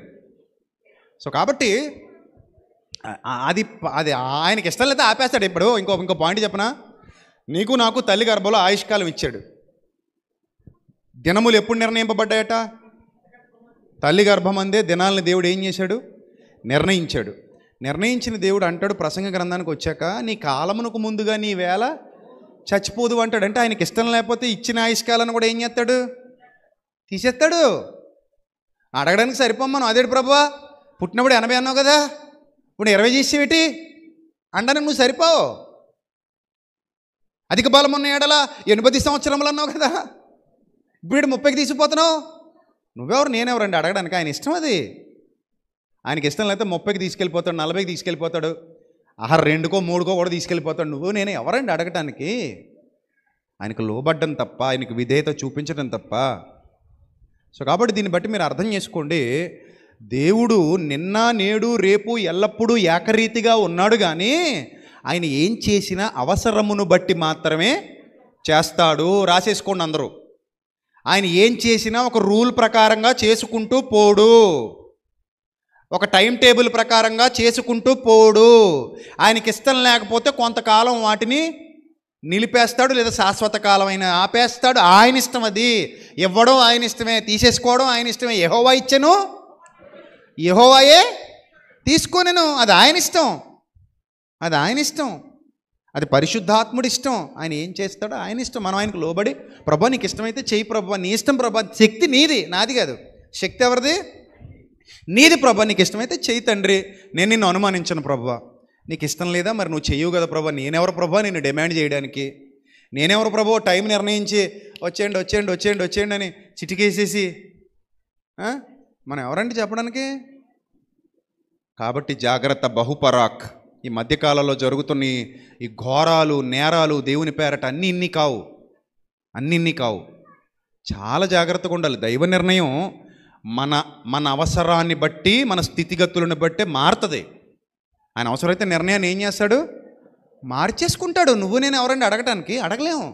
నీ బతుకు బాగుందా? అసాధ్యమైనవి కూడా సాధ్యం చేస్తాడు.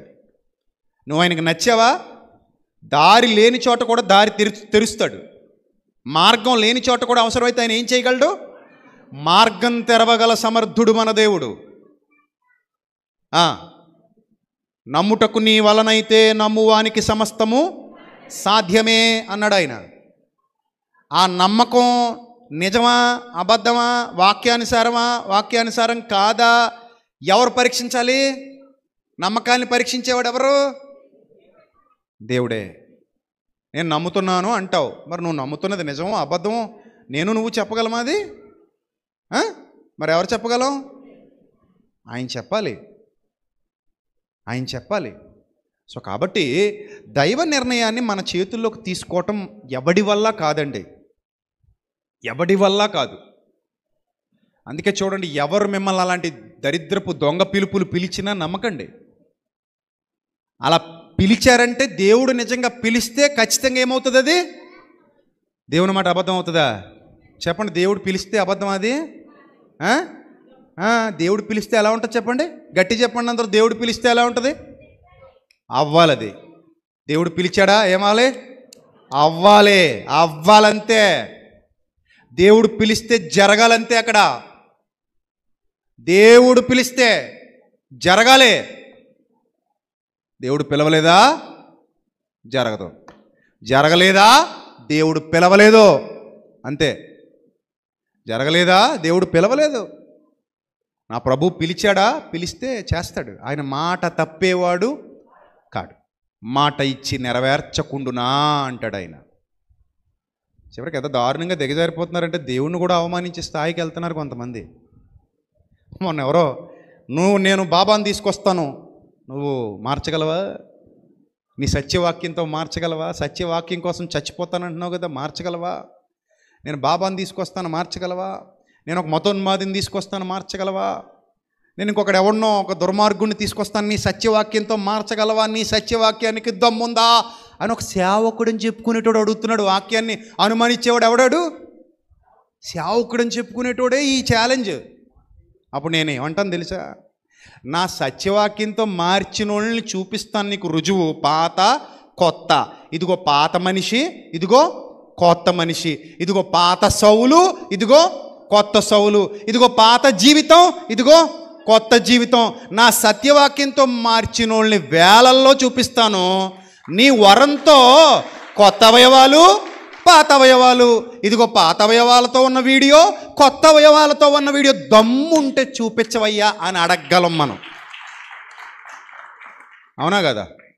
నువ్వు నిజంగా అంత, నేను సత్యవాక్యం నా దగ్గర ఉంది, రెడీ, ఎక్కడైనా సరే నిరూపించుకోవడానికి సిద్ధం.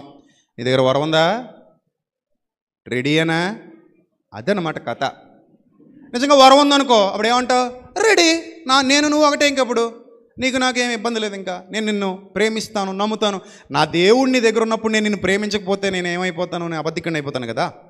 నా దేవుడి శక్తి నీ దగ్గర ఉందనుకో, you are my brother, no doubt అందులో. నా దేవుడి శక్తి నీ దగ్గర ఉందనుకో, యు ఆర్ మై సిస్టర్, అందులో ఇంకా నో డౌట్. అది ఎవరైనా సరే. అవునా కదా? మీరు చెప్పండి. అంతే. ఇప్పుడు ఒకప్పుడు నేను పాపిని, మారాను ఇప్పుడు. ఇదే రుజువు. నా సత్యవాక్యం నన్ను మార్చింది. కావాలంటే కనుక్కోండి, వెళ్ళి చెప్తారు. నాకు నిక్నేమ్ కూడా ఉంటుంది ఊళ్ళో. ఆ పేరు అందరూ మర్చిపోయారులేండి ఇప్పుడు, అందుకే చెప్పట్లేదు. ఇదివరకు ఆ నిక్నేమ్ తప్ప ఇంకెవరో ఆ నిక్నేమ్తో అడిగితే తప్ప నా పేరు ఎవడో చెప్పేవాడు కదా ఇక్కడ. అడ్రస్ చెప్పాలంటే ఆ పేరుతో పిలవాల్సిందే. అలా, ఎందుకంటే ఆ బొమ్మ కొని ఆడించాను థియేటర్లో. డబ్బులు పోగొట్టుకుని థియేటర్లో నా పుట్టినరోజుకి ఫ్రీ, వచ్చిన వాళ్ళందరికీ సినిమా ఫ్రీ, థియేటర్లో ఫ్రీగా ఆడించా. ఇంకా అప్పటి నుంచి ఆ పేరు నాకు తగిలిచ్చారు, ఆ సినిమా పేరు. అదే చిరస్థాయిగా నిలిచిపోద్ది అనుకున్నప్పుడు నా కుమారుడా నేను నీకు పెట్టిన పేరు అది కాదు నాయన, అందుకని నీ పేరు చిరస్థాయిగా నిలబెడతాను నాయన అని దేవుడు నన్ను ఎన్నుకొని పిలుచుకుని ఆయన పనిలో నిలబెట్టుకున్నాడు. నిలబెట్టుకుని ఇప్పుడు ఈ పేరుతో ప్రపంచానికి పరిచయం చేసుకున్నాడు. కాబట్టి నేను మారాను, నా పాపపు జీవితాన్ని విడిచిపెట్టాను. ఆ గత జీవితం వేరు, ఇప్పుడున్న జీవితం వేరు. నా సత్యవాక్యం నన్ను మార్చిందనడానికి ఇదిగో రుజువు. అలాగే నా సత్యవాక్యం వల్ల మార్చబడిన వాళ్ళు ఎంతమంది ఉన్నారో రుజువు కావాలంటే రా. ఇక నీకు మైక్ ఇచ్చానంటే రోజులు గడిచిపోతాయి కానీ అవ్వో, అవునా కదా? సరదాగా కామెంట్లో పెట్టండి, అన్న నేను మారాను అన్నవాళ్ళు ఈ యూట్యూబ్ వీడియో కింద కామెంట్లో పెట్టండి. అన్న నీ వాక్యం విని నేను మారాను, నీ వాక్యం విని నేను మార్పు చెందాను, నా బ్రతుకు మార్చుకున్నాను, సత్యం తెలుసుకుని క్రీస్తులోకి వచ్చి మారు మనసు పొంది బాప్తిస్మం పొందాను, నా గత జీవితం వేరు ఇప్పుడు జీవితం వేరు పెట్టండి. అలాగే వాళ్ళని అడగండి, నీ వరం వల్ల కొత్త అవయవాలు వచ్చిన వాళ్ళు పాత ఫోటో కొత్త ఫోటో కూడా కామెంట్లో ఫేస్బుక్లో పోస్టులో పెట్టమని చెప్పు. అప్పుడు నీ దగ్గరికి వచ్చి నేను గౌరవిస్తాం. మరి అంతేనా? Rule is rule, rule for. ఇప్పుడు పేతురు గారు తిరుగుతున్నారు అనుకోండి, ఇప్పుడు ఏమయ్యా పేతురు గారు నీకు దేవుడు వరం ఇచ్చాడా? అవును ఇచ్చాడు అంటాడు తప్ప నిజంగా ఇచ్చాడా? అవును ఇచ్చాడు. నా కూడా రా చూపిస్తా, నేను తిరుగుతూ ఉంటాను, నువ్వు వెంబడించు. అలాగే పేతురు గారు మీరు ఎక్కడికి వెళ్తే అక్కడికి wherever you go I follow, నేను ఫాలో అవుతా. సరే నా వెనక వచ్చి ఎక్కడికి వెళ్తే అక్కడికి వచ్చి అంటారు పేతురు గారు. అప్పుడు పేతురు గారు యోహాన్ గారు ప్రార్థన చేసుకోవడానికి 3 గంటలు ఎక్కిపోతుంటే మనం వెనకాలే బైనాక్యర్లు వేసుకొని కెమెరా పట్టుకుని వెనకాలే వెళ్తుంటాం ఈ రోజుల్లో అయితే కదా. వెళ్తుంటే అప్పుడు పేతురు గారు వెళ్తూ యోహాన్ గారు అలా ఆగుతారు. ఎరా నాయనా అని అలా చూస్తుంటారు అతను వంక. అలా చూసి బావయ్య అంత తీక్షణంగా చూస్తున్నారంటే వెండి కాయినో బంగారం కాయినో వేస్తారు బావయ్య అని అలా చూస్తుంటాడు. ఇప్పుడు పేతురు గారికి ఇంకో వరం కూడా ఉంది, ఆత్మల వివేచన. అది చాలా పవర్ఫుల్ వరం. అది ఏ వివేచన? ఆత్మల వివేచన. మనసులో అనుకున్న చెప్పగలరనమాట. వీళ్ళకి ఆ వరం కూడా ఉంది. కేవలం స్వస్థత వరమే కాదు, ఆత్మల వివేచన కూడా ఉంది వీళ్ళకి. ఈ ఆత్మల వివేచన వరంతో చూస్తున్నారు అతని వైపు. వెండి బంగారములు మా యొద్ద లేవు కానీ బిడ్డ అనగానే షాక్ అయిపోయాడు. అరే వీళ్ళ దగ్గర వెండో బంగారమో దొరుకుద్ది అనుకుని చూస్తున్నాను నేను అని నా మనసులో అనుకున్నది కూడా ఈ దైవజనుడికి ఏమైపోయింది? తెలిసిపోయింది. అబ్బాబ్బా అనుకుంటున్నాడు. వెండి బంగారములు మా యొద్ద లేవు కానీ బిడ్డ యేసుక్రీస్తు నాకు అనుగ్రహించిన శక్తితో దిగ్గున లేచి నిలబడు, లే నిన్ను స్వస్థపరుస్తున్నాను అనగానే ఎలా లేచాడు? రండి వాలంటీర్స్ రండి, పట్టుకోండి, ట్రై యూ కెన్ ట్రై, కాలు ఊపు, ఇలా ఊపు, నడు, గెంతు, పరిగెత్తు. ఏంటది ఫిజియోథెరపీయా? కొబ్బరి నూనె రాసి ఫిజియోథెరపీ చేయాలా, మదన చేయాలా? అవేం అక్కర్లేదు, శక్తి దేవుడిది. అది లే టక్ మళ్ళీ లేచాడంటే దిగ్గున ఆన్ ద స్పాట్ సర్రం లేచాడు పైకి. కొంతమంది మోసుకుని వచ్చి కూర్చోబెట్టి వెళ్ళేవారట, మోసుకుని వచ్చి కూర్చోబెట్టేవారు. ఇప్పుడు ఈ కుంటోడికి ఏ కాళ్ళు వచ్చినాయి చెప్పండి? ఏ కాళ్ళు వచ్చినాయి? కొత్త కాళ్ళు అని చెప్పండి గట్టిగా. పాత కాళ్ళు పోయాయి, కొత్త కాళ్ళు వచ్చాయి. పాత కాళ్ళు పాత సామానుడుగా మేసాడా? పక్కన పెట్టేసి ఆ పాట్ ఏది? పాత పాట్ ఏది? పాత సామానుడు అమ్మేసామండి, పక్కన పెట్టేసాం. కొత్త పాటు తెచ్చి బోల్ట్లు ఇప్పి బిగించాం. పాత పాటు ఏం చేసాం? పాత సామాన్లు కొంటాం అని వచ్చినోడికి అమ్మేశాం. అంతేనా? మరి కొత్త పాటు ఎక్కడొచ్చింది?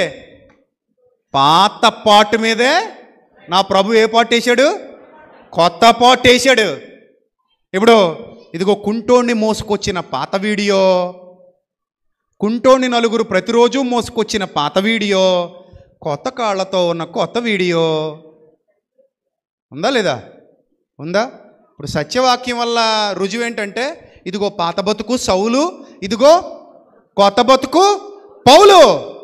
ఇదిగో హింసకుడు, దోషకుడు, హానికరుడు, ఇదిగో దేవుని రాజ్య వారసుడు. అవసరమైతే ప్రభు కోసం, నా మట్టుకైతే బ్రతుకుట క్రీస్తు, చావు అయితే లాభం అనే యోధుడు. దట్ ఈస్ అది రుజువది, అది పవర్ అది. ఇప్పుడు మరి ఆ సవాల్ బుద్ధున్నోడు ఎవడైనా అలాంటి సవాల్ చేస్తాడా? చేయరు. బుద్ధి లేనోళ్ళు ఉన్నారు ఈరోజు మన క్రైస్తవం. బుద్ధి లేనోళ్ళు, జ్ఞానం లేనోళ్ళు ఉన్నారు ఈరోజు క్రిస్టియానిటీలో. వివేకం లేని వివేక శూన్యులు, బుద్ధి శూన్యులు, సత్యవాక్యమును అనుమానించి అవమానించే దుర్మార్గపు స్వభావాలు గలవారు. వాళ్ళ దగ్గరికి వెళ్ళి కూర్చున్న వాళ్ళకు కూడా బుద్ధి ఉండాలి. ఇప్పుడు అరే సత్యవాక్యాన్ని అంత అలా అంటావా నువ్వు? వరాన్ని అనుమానించు, అది నిజమో కాదో అనుమానించమని దేవుడు చెప్పాడు. యోహాన్ గారు రాసిన మొదటి పత్రిక 4:1 అరే నాయన, అందరూ పరిశుద్ధాత్మ కలిగిన వాళ్ళు కాదు, దురాత్మ వల్ల కూడా ఉన్నారు కొంతమంది. కాబట్టి ఆయా ఆత్మలు దేవుని సంబంధమైనవో కావో పరీక్షించండి అని బైబిల్లో ఉంది తప్ప వాక్యాన్ని పరీక్షించండి అని, వాక్యాన్ని అనుమానించండి అని ఎక్కడ బైబిల్లో లేదు. వాక్యాన్ని పరిశోధించమన్నాడు. అర్థమైందా? వాక్యాన్ని ఏం చేయాలి? పరిశోధించాలి, అంతే తప్ప వాక్యాన్ని ఏం చేయకూడదు? పరీక్షించి అనుమానించడానికి. వాక్యం అది ఎవరి మాట? దేవుని మాట. నమ్మదగిన దేవుడు. ఏ దేవుడు? నమ్మదగిన దేవుడు. ఎంతైనా నమ్మదగిన దేవుడు. ఎంత నమ్మొచ్చట ఆయన మాటని? ఎంతైనా నమ్మదగిన వాడు ఆయన. ఆయన అనుమానించకూడదు. కలిగి ఉన్నది ఏది ఆయన లేకుండా కలగలేదు. వాక్యము ఏమై ఉండెను? దేవుడై ఉండెను. సాతాను చూడండి ఎలా మాడుతుందో. సాతాను ప్రతిరూపం అది. వాక్యము దేవుడై ఉండెను. దాన్ని షేర్ చేసిన వాళ్ళందరూ సాతాను గళ్ళే. అలాంటి దిక్కుమాలిన పనికిమాలిన కౌంటర్లు. అసలు వాళ్ళు ఆలోచించుకోవాలి, ఇతను ఎలాంటోడు, ఇతని దగ్గర మనం పిచ్చిగంతులు ఎత్తే ఏం చేస్తాడు, వాక్యంలో పట్టున్నోడా పట్టులేనోడా. 15 ఏళ్లుగా కొనసాగుతున్న జైత్రయాత్ర ఇది. దేవుని వలన బలము పొందిన వారమై, దేవుని వలన శక్తి పొందిన వారమై, ఎక్కడైనా ఎప్పుడైనా నిలబడి ధైర్యంగా మాట్లాడగలిగే సామర్థ్యాన్ని ప్రభు మనకు అనుగ్రహిస్తున్నప్పుడు దానికి విధేయత చూపిన వారై, లోబడిన వారై, దేవుని మాటను గౌరవించే స్థితిలో మనం ఉండాలి తప్ప ఆయన్ని మనం అవమానించే విధంగా ఉండడానికి వీలు లేదు. ఇప్పుడు చెప్పండి, అవసరం ఉంటేనేనా దేవుడు ఇస్తాడు? లేకపోతే ఎవరు పడితే వాళ్ళకి ఎప్పుడు పడితే అప్పుడు ఎలా పడితే ఇచ్చేస్తాడా? అంతే. అవసరం లేకపోతే ఇవ్వడమ్మా. ఆయన రిక్వైర్మెంట్ ఉండాలి, లేకపోతే ఇవ్వడు. నీకు అవసరం లేదు ఇవ్వడాయన. పౌలు భక్తుడట, అద్భుతమైన భక్తుడు, జ్ఞానవంతుడు, వివేకవంతుడు. ప్రభు దగ్గరికి వెళ్ళి ముమ్మారు వేడుకున్నాడట, ఈ ముళ్ళు తీసే బాబయ్య అని. ఈ ముళ్ళు తీసే అంటే ఏమన్నాడట ప్రభు? అవసరం లేదు ఉంచు అన్నాడట.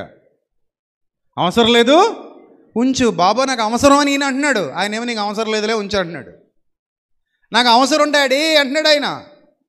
నాన్న నాకు అవసరం, తీసే బాబు, ఉండలేను నేను దీంతో అంటే ఆయన అంటాడు అవసరమే, అలాగా ఉండని, అలాగ ఉండని. ఈ బలహీనతల్లోనే నా శక్తి పరిపూర్ణమవుతుంది, ఉండని, అలాగ ఉండని. దేవుని ఇష్టం అది. కాబట్టి మోసపోకండి దేవుని ప్రజలారా. దేవుడు ఎప్పుడు పడితే అక్కడ ఒక టైం టేబుల్ ప్రకారంగా వర్క్ చేసేవాడు కాడు. ఇప్పుడు ఆదివారం ఉందండి. ఆదివారం ఏ సమయంలో మనం సత్యవాక్యం వినాలి చెప్పండి అని మనం ప్రభువుని అడిగామనుకోండి. అప్పుడు ఆయన వాక్యం ద్వారా ఏమంటాడంటే, సమయమనక అసమయమనక ప్రకటించు.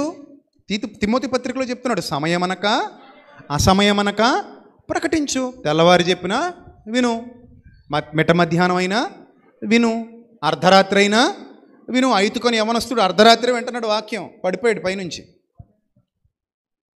విను. నువ్వు ఎప్పుడైనా వాక్యం విను. వాక్యానికి సమయం సందర్భం ఉండదండి, ఎప్పుడైనా వినొచ్చు. మరి ఇప్పుడు దేవుడి కార్యానికో దానికి అవసరం అనేది ఉంటుంది, అది ఆయన ఇష్టం. అది ఆయన ఇష్టం. అది దానికి ఒక టైం లేదు. అది టైం లేకపోవడమో లేదు, టైం ఉండడమో లేదు దానికి. అది ఆయన ఇష్టం. అది అలాంటి కార్యాలకే ఒక టైం నిర్ణయించేస్తున్నారంటే మానవులు ఏమనాలి వాళ్ళని? ప్రతి నెల మొదటి ఆదివారము, ప్రతి నెల 2వ గురువారము, ప్రతి నెల 3వ శనివారము, ప్రతి నెల 4వ బుధవారము. ఎవడో అసలు నువ్వు ఎవడో చెప్పడు, దేవుడికి టైం ఇవ్వడానికి నువ్వు ఎవడు అసలు? అంటే ఆ టైంకి ఆయన వచ్చి నీ దగ్గర కూర్చోవాలా? ఓ నువ్వేమన్నా సత్యం చెప్తావా? దేవుని వాక్యం చెప్పి ఆత్మలను నిలబెడతావా? అంత పరిజ్ఞానం సంపాదించావా? బైబిల్ గ్రంథంలో చదివావా? బైబిల్ని ఎప్పుడైనా ధ్యానించావా? ఎప్పుడైనా ఏమి లేవా? ఏమి లేవు.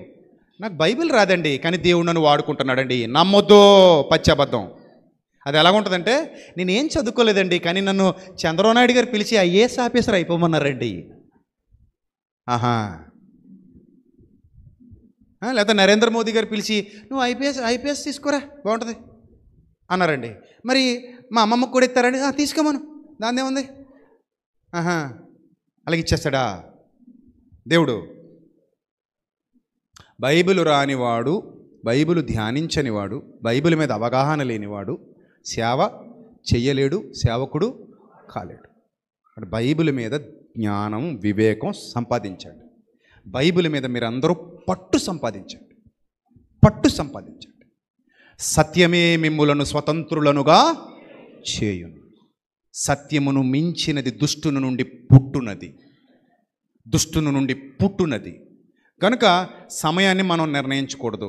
నిర్ణయింపబడిన సమయంలో దేవుడు ఏదో చేస్తాడని వెళ్ళటానికి ఇదేం బేతెస్త కోనేరు కాదు, బేతెస్త కోనేరు కాదు. అక్కడే ఇప్పుడు నిర్ణయింపబడిన సమయానికి దేవదూత రావట్లేదు.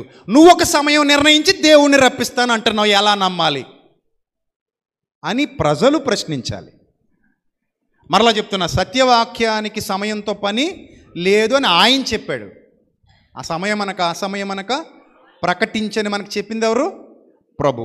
కానీ ఆయన కార్యాలు జరగటానికి నువ్వు నేను సమయం నిర్ణయించడానికి వీలు లేదు. ఆ సమయానికి వచ్చేయండి అని చెప్పడానికి వీలు లేదు. పలానా ప్లేస్కి వచ్చేయండి అని చెప్పడానికి వీలు లేదు ఆయన కార్యాలకే. ఇదొక్క పాయింట్ అర్థమైతే ఎవ్వడు మిమ్మల్ని మోసం చేయలేడు. జాగ్రత్త, ఇదొక్క పాయింట్ అర్థం చేసుకోండి. నువ్వెవడు అసలు సమయాన్ని నిర్ణయించడానికి నా దేవుడికి? అప్పుడప్పుడు నన్ను చాలామంది డేట్లు అడుగుతుంటారు, అయ్యా మా ఏరియాకి వచ్చి వాక్యం ప్రకటిస్తారా అని అడుగుతుంటారు. అప్పుడు పలానా రోజు, పలానా టైంకి, పలానా ప్లేస్కు నువ్వు వచ్చేయాలి అన్నారు అనుకో, నేనేమంటాను వెంటనే, నేనంత ఖాళీగా ఏమి లేను నువ్వు చెప్పిన టైంకి వచ్చేయడానికి. నీకు కావాలనుకుంటే నాకు చెప్పిన టైంకి నువ్వు పెట్టుకో, లేకపోతే నేను రానని చెప్తాను. ఆఫ్టర్ ఆల్ నేనే నా బిజీ షెడ్యూల్ని బట్టి నువ్వు అడిగిన సమయాన్ని ఇవ్వలేకపోతున్నప్పుడు సర్వశక్తుడైన దేవుణ్ణి నువ్వు అనుకున్న టైంకి ఆ కళ్యాణ మండపానికి రప్పించేస్తావా? నువ్వు అనుకున్న టైంకి ఆ ఫంక్షన్ కాలకి వచ్చేస్తాడా? కారు వేసుకునైనా వచ్చేసి కూర్చున్నాను బాబు, ఇక్కడ కూర్చున్నాను, పిలిచే, నువ్వు ఎవరిని పిలుస్తావు పిలిచే, వాళ్ళందరికీ ఏదో చేసేసి వెళ్ళిపోతాను, తొందరగా చేసేనా అన్న, టైం అయిపోతుంది, భోజనానికి లేట్ అయిపోద్ది. మరి జ్ఞానం ఉండొద్దండి మనకి, వివేకం ఉండొద్దు. సో కాబట్టి అవసరమైన వాటి మీద దృష్టి పెట్టండి, జ్ఞానం నేర్చుకోండి, వివేకం నేర్చుకోండి. మనుష్యులు ఎలాగున్నారు పరిశీలించండి. ఏదైనా సరే వాక్యానుసారంగా రుజువు ఉందేమో చూసుకోండి, నమూనా చూసుకోండి, బైబిల్లో నమూనా చూసుకోండి. ఆ నమూనా బైబిల్లో కనబడట్లేదు అనుకోండి, నీకు నమస్కారం నాయన, ఇది వాక్యానుసారం కాదు అని నిర్ధారించండి. అర్థమైందా? ఇంత చక్కగా బైబిల్ బోధిస్తుంటే ఇవి వదిలేశారు. ఇవి వదిలేసి నేను ఎవరో ఒక ఆయన అంటాడు కదా, నువ్వు వీడియోలో స్కానర్ కోడ్ ఎందుకు పెట్టావు అని అడుగుతున్నాడు. అరే బాబు, నేను ఏమైనా స్కానర్ కోడ్ పెట్టుకుని నువ్వు నాకు డబ్బులు వేస్తావా చేస్తావా అని కూర్చున్నానా? లేకపోతే నువ్వు నాకు డబ్బులు ఇస్తే నేను నా సొంతానికి వాడుకున్నట్టుగా ఎక్కడైనా రుజువు చూపించగలవా? ప్రతి రూపాయి దేవుని పరిచర్యకు వాడుతున్నాం. రాజమండ్రిలో ఇంకా మందిర నిర్మాణం పూర్తవలేదు, మండపేటలో మందిర నిర్మాణం పూర్తవలేదు. మేము నిర్మాణం పూర్తి చేసిన తర్వాత చీప్ ట్రిక్కులు చేయం, ఇదే దేవుని సత్యాన్ని ప్రకటిస్తాం. ఇదిగో ఇక్కడ మీరు కూర్చున్నటువంటి ఇదంతా కూడా మా నాన్నగారు ఇచ్చిన పొలం. ఇదే మేము ఎక్కడో కొన్నది కాదు, ఇది మా నాన్నగారు ఇచ్చింది, ఇది మా నాన్నగారి సంపాదన, ఇది మా చెల్లెమ్మకి ఇచ్చారు, మా చెల్లెమ్మ నాకు ఇచ్చింది. నాది మా చెల్లెమ్మకి ఇచ్చి మా చెల్లెమ్మ దగ్గర నేను తీసుకొని ఇక్కడ మందిరం కట్టేద్దామమ్మా మన కుటుంబం తరపున. సరే అన్నయ్య అంది నా చెల్లెలు, చక్కగా కట్టేశాం. ఇక్కడ ఎవడు సొంతానికి వాడుకోవట్లేదు, ఇప్పుడు మీ అందరూ వాడుకోవట్లేదా దీన్ని? చెప్పండి, వాడుకుంటున్నారు లేదా? వాడుకుంటున్నారా? మేము మోసం చేసేవాడినా నేనేమైనా? నిన్ను ఎప్పుడైనా ఇక్కడ ఎవరైనా నాకు దశంభాగాలు ఇచ్చారు ఎప్పుడైనా? కొంతమంది మరి మీరు సభలకు వచ్చినప్పుడు డబ్బులు ఎందుకు తీసుకుంటున్నారండి? దేవుని పరిచర్యకు వాడడానికి. నువ్వు సభలకు ఖర్చు పెట్టేది డబ్బా కాదా? అవునా? నన్ను ఎందుకు పిలిచావు? వాక్యం చెప్పడానికైనా? నా పరిచర్య కూడా నువ్వు సహకరించు. నన్ను ఎందుకు పిలిచావు నువ్వు? వాక్యం బాగా చెప్తానేనా? అప్పుడు నా పరిచర్య కూడా సహకరించు నువ్వు. ఇక్కడ చాలామంది ఎక్కడెక్కడి నుంచో దేవుని సన్నిధికి వస్తున్నారు, వాళ్ళకి మందిరం లేదు, అక్కడ పొమ్మంటే పోవాలి. మండపేటలో చాలామంది వస్తున్నారు, పొమ్మంటే పోవాలి, మందిరం లేదు అక్కడ. సో దానికోసం మేము ఒక ధనాన్ని కేటాయిస్తున్నాం అంతే. అంతకుమించి మేమేమైనా సొంతానికి వాడేసుకున్నామా? పోనీ మోసాలు చేసామా? ఏమైనా అబద్ధాలు చెప్పామా? పోనీ ఎప్పుడైనా నువ్వు ఇస్తావా చేస్తావా, ఇస్తే నీకు అది ఇస్తాడు ఇది ఇస్తాడని నన్ను ప్రలోభాలకు గురి చేసావా? లేదా, లేదు. మోసం చేయడం తప్పు తప్ప దేవుని పనికి సహకరించండి అని అడగటం తప్పేవి కాదు. యేసు ప్రభువు దగ్గర కూడా సంచి ఉందట, ధనం సంచి ఉంది. ఆ సంచిలో చాలామంది మినిస్ట్రీ కొరకు ఏం వేసేవారు? ఇచ్చేవారు. అందులో యోహాన్ ఉంది, సూసన్ ఉంది, యేసు ప్రభుకి కానుకలు ఇచ్చిన వాళ్ళు. అందులో డబ్బులు కొట్టేసినోడు ఇస్కరియోతు యోధ. అర్థమైందా? సో కాబట్టి ఇక్కడ ఎవడో ఎవరిని మోసం చేయట్లా. ఎప్పుడైనా మిమ్మల్ని ఎప్పుడైనా బలవంత పెట్టామా? చేయలేదు కదా. పోనీ మిమ్మల్ని ఏమైనా ఎప్పుడైనా దశంభాగాలు తిండని అడిగానా నేను? లేదు కదా. ప్రతి వీడియోలో స్కానర్ కోడ్ ఇస్తున్నాం. ఎందుకు ఇస్తున్నాం? మీకు ఇష్టమైతే ఇది సత్య సంబంధమైన పరిచర్య, మేము వాక్యం బోధిస్తాం, నేర్పిస్తాం, అనేక మందిని ప్రభువులో కడతాం, సెమినార్లు నిర్వహిస్తాం. ఈ మినిస్ట్రీ ద్వారా గొప్ప పరిచర్య జరుగుతుంది. మీకు ఇష్టమైతే ప్రభు మిమ్మల్ని ప్రేరేపిస్తే సహకరించండి, లేకపోతే వద్దు. బలవంతం ఏమీ లేదు, అది నీ ఇష్టం. ఎందుకంటే ఇక్కడ గొబ్బోలెడన్ని కార్యాలు జరగాలి. ఇక్కడ అందరి సహకారంతో, దేవుని పిల్లల సహకారంతో జరిగే కార్యాలు ఇవి. ఏ సేవకుడైనా తనంతట తాను చేయగలడా పెద్ద పెద్ద కార్యాలు? యేసు ప్రభువే చేయలేదు కదా. యేసు ప్రభువే ఏమన్నాడు? నా పనికి సహకరించండి అన్నాడా? మరి అపోస్తలులు కూడా వాళ్ళ సొంత డబ్బుతో చేశారా? నా పనికి సహకరించండి అన్నారా లేదా? అన్నారు. దాన్ని దుర్వినియోగం చేస్తే తప్పు, మోసం చేస్తే తప్పు, ఇష్టం వచ్చినట్టుగా దాన్ని వాడుకుని నాశనం చేసేస్తే తప్పు. సత్యానికి వినియోగించకపోతే, సత్యానికి మనం ఇవ్వకపోతే దేవుడు ఉత్సాహముగా ఇచ్చి వానిని ప్రేమించును ఉందా లేదా? బైబిల్లో ఉంది. బలవంతముగా కాక తన హృదయములో నిశ్చయించుకున్న ప్రకారము ఇయ్యవలెను. అది మనం దేవునికి ఇచ్చే కానుక అంతే. కాబట్టి ఎప్పుడైనా సరే ఒకటే గుర్తుపెట్టుకోండి, సత్యం చెప్పేవాడు ఎప్పుడు ధైర్యంగా రోషంగా ఇలాగే ఉంటాడు. మోసగాడు భయపడతాడు. ఐఎమ్ నాట్ ఎ థీఫ్, నేను మోసగాడిని కాదు, దొంగను కాదు. ఏదన్నా ఓపెన్గా మాట్లాడతా, ధైర్యంగా మాట్లాడతా, నిజం మాట్లాడతా, నిర్భయంగా మాట్లాడతా. ఎక్కడికైనా వెళ్ళి మాట్లాడగలను, ఎంతమందిలోనైనా మాట్లాడగలను. అసలు ఎప్పుడైనా నన్ను ప్రశ్నించండి మీకు మైక్ ఇస్తానని అడుగుతారటి. సెమినార్లో ధైర్యంగా అంతమందిలో వచ్చేటోళ్ళు ఎవరో కూడా నాకు తెలియదు. మైకులు ఇచ్చానా లేదా? ప్రశ్నించమన్నానా లేదా? ప్రశ్నకు సమాధానాలు చెప్పానా లేదా? చెప్తాను. సో కాబట్టి ఎప్పుడూ కూడా నిజమేదో అబద్ధమేదో పరీక్షించగలిగే స్థాయిలో నా ప్రియ అక్కల్లారా, చెల్లెమ్మలారా, అన్నలారా, తమ్ముళ్ళారా మీరందరూ ఉండండి. మనమే మన ఇంటిని కాపాడుకోవాలి, మనమే మన ఇంటిని కడుక్కోవాలి, మనమే మన ఇంటిని కట్టుకోవాలి. రేపొద్దున ఎవడో వచ్చి మన ప్రభువుని అవమానించకూడదు, మన ప్రభువుని అపహాస్యం పాలు చేయకూడదు. జరగనివ్వకండి, మీకు పుణ్యం ఉంటుంది. జరగనివ్వకూడదు అది. మా నాన్నగారిని ఎవరో అవమానిస్తున్నారంటే, మా అమ్మని ఎవరో అవమానిస్తున్నారంటే తట్టుకోగలమా మనం? అలాంటిది అమ్మకంటే నాన్నకంటే ఎక్కువైన ప్రభువుని రోడ్డు మీద పెట్టేస్తుంటే, అన్యజనుల మధ్య నా నామం దూషింపబడుతోంది, అవమానింపబడుతోందని ప్రభువు బాధ వ్యక్తం చేస్తుంటే, మరి ఆ బాధ గమనించాలి కదా మనం కూడా. వారం రోజుల నుంచి ఎవడ పడితే వాడు ఎలా పడితే అలా నా మీద వీడియోలు పెట్టేసుకునేవాడు. వాళ్ళకి మామూలుగా అయితే 20-30 మంది కూడా చూడరు వాళ్ళ ఛానల్లో. మన ఫోటోలు పెట్టేసుకోవడం, వీడియోలు పెట్టేసుకోవడం, మన ఫోటోలు పెట్టుకోవడం, వీడియో పెట్టేసుకోవడం.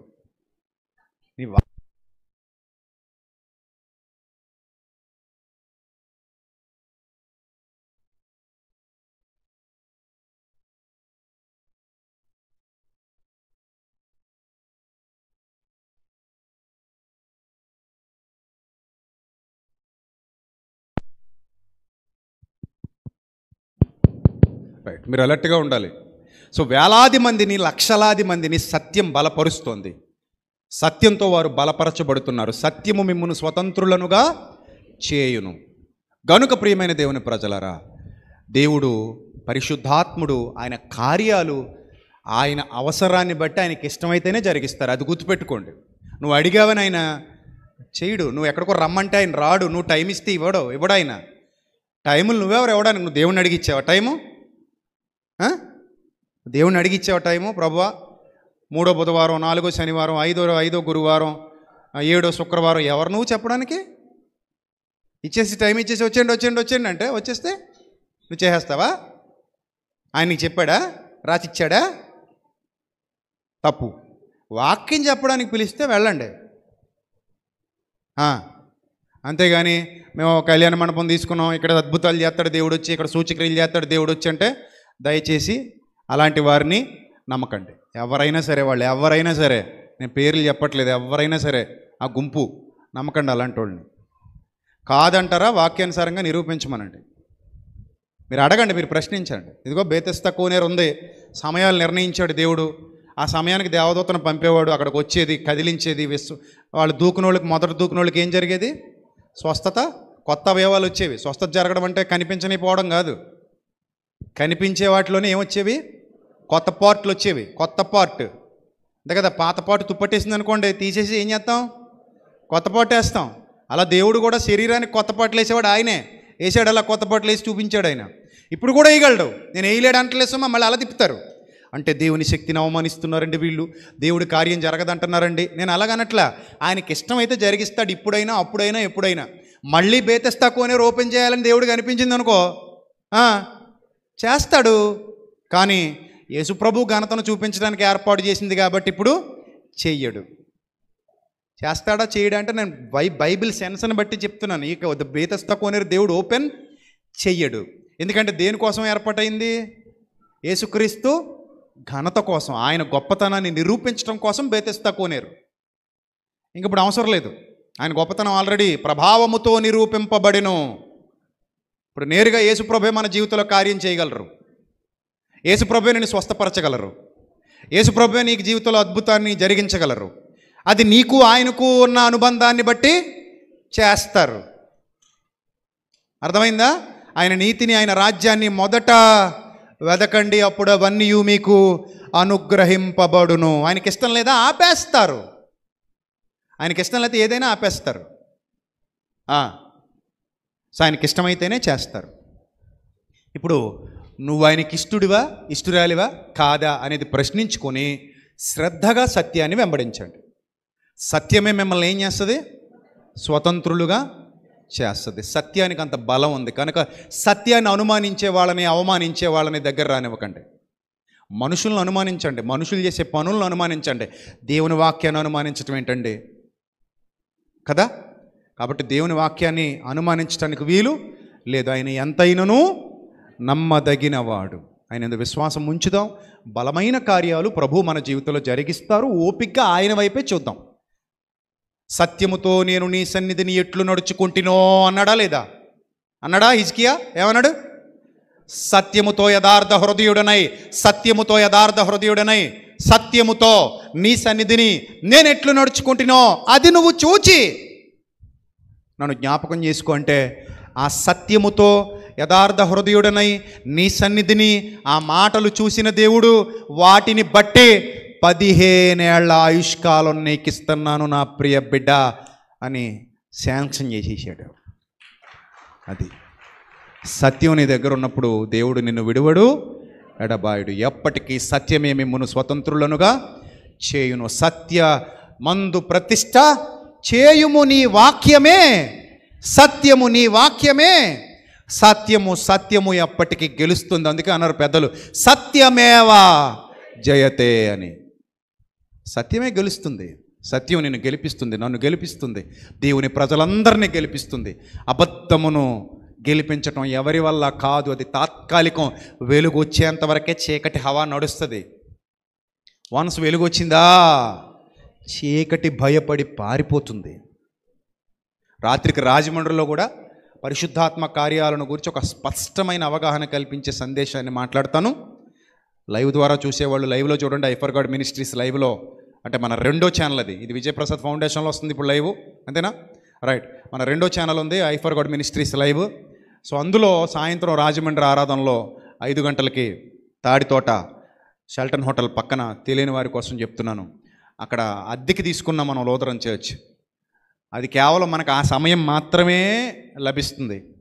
బుధవారం కానీ, శుక్రవారం కానీ, ఇంకో రోజు కానీ మనం ఆరాధన జరిగించుకోవడానికి మనకు రాజమండ్రిలో ప్లేస్ లేదు. సో కొనాలి, లేదా అద్దెకైనా దొరకాలి ఏదైనా స్థలం. చూస్తున్నాం, త్వరలోనే ఏదో ఒక ఏర్పాటు జరుగుతుంది. సో కాబట్టి ఎవరైనా సరే ఆ వాక్యాన్ని కూడా వినండి, నేర్చుకోండి, బలపరచబడండి, దీవించబడండి.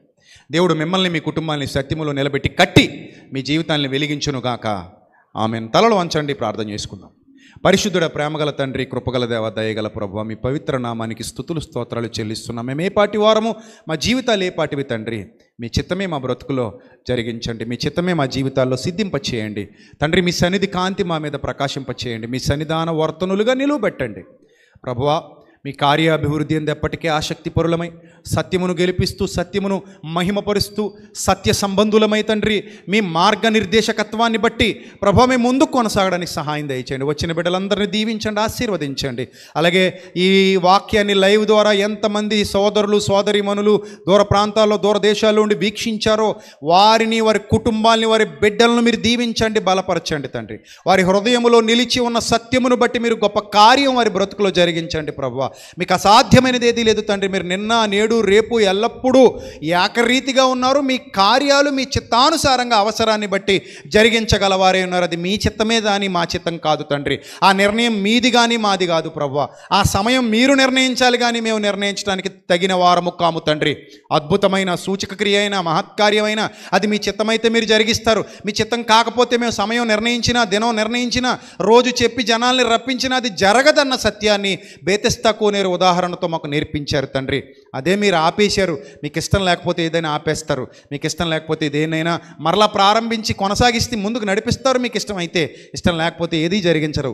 అది మీ చిత్తమే తండ్రి. మా చిత్తము కాదు, మీ చిత్తమే సిద్ధించునుగా. కానీ యేసు ప్రభు మాకు మాదిరి ముంచినట్టుగా మేము కూడా అదే మాదిరిలో ముందుకు కొనసాగడానికి సహాయం దయచేయమని, జ్ఞానం లేని వారికి జ్ఞానం, వివేకం లేని వారికి వివేకం దయచేసి మీ మార్గాలలో ముందుకు నడిపించమని, ఘనత, మహిమ, ప్రభావములు మీకు మాత్రమే చెల్లిస్తూ యేసుక్రీస్తు ప్రభు వారి దివ్యనామంలో ఈ ప్రార్థన మనవులు సమర్పించి జవాబు మీ వద్ద నుండి పొందుకుంటున్నాం మా కన్న తండ్రి. Amen, amen. అందరికీ వందనాలు. May Lord bless you all, love you all. Thank you, God bless you. మిగిలిన కార్యక్రమాన్ని ముందు కొనసాగింపజేసుకుందాం. అందరూ అటు ఇటు తిరగకుండా శ్రద్ధాశక్తులతో, భయభక్తులతో దేవుని మాటలు వినాలని మీ అందరికీ ప్రేమపూర్వకంగా విజ్ఞప్తి చేస్తున్నాను. God bless you all. Thank you.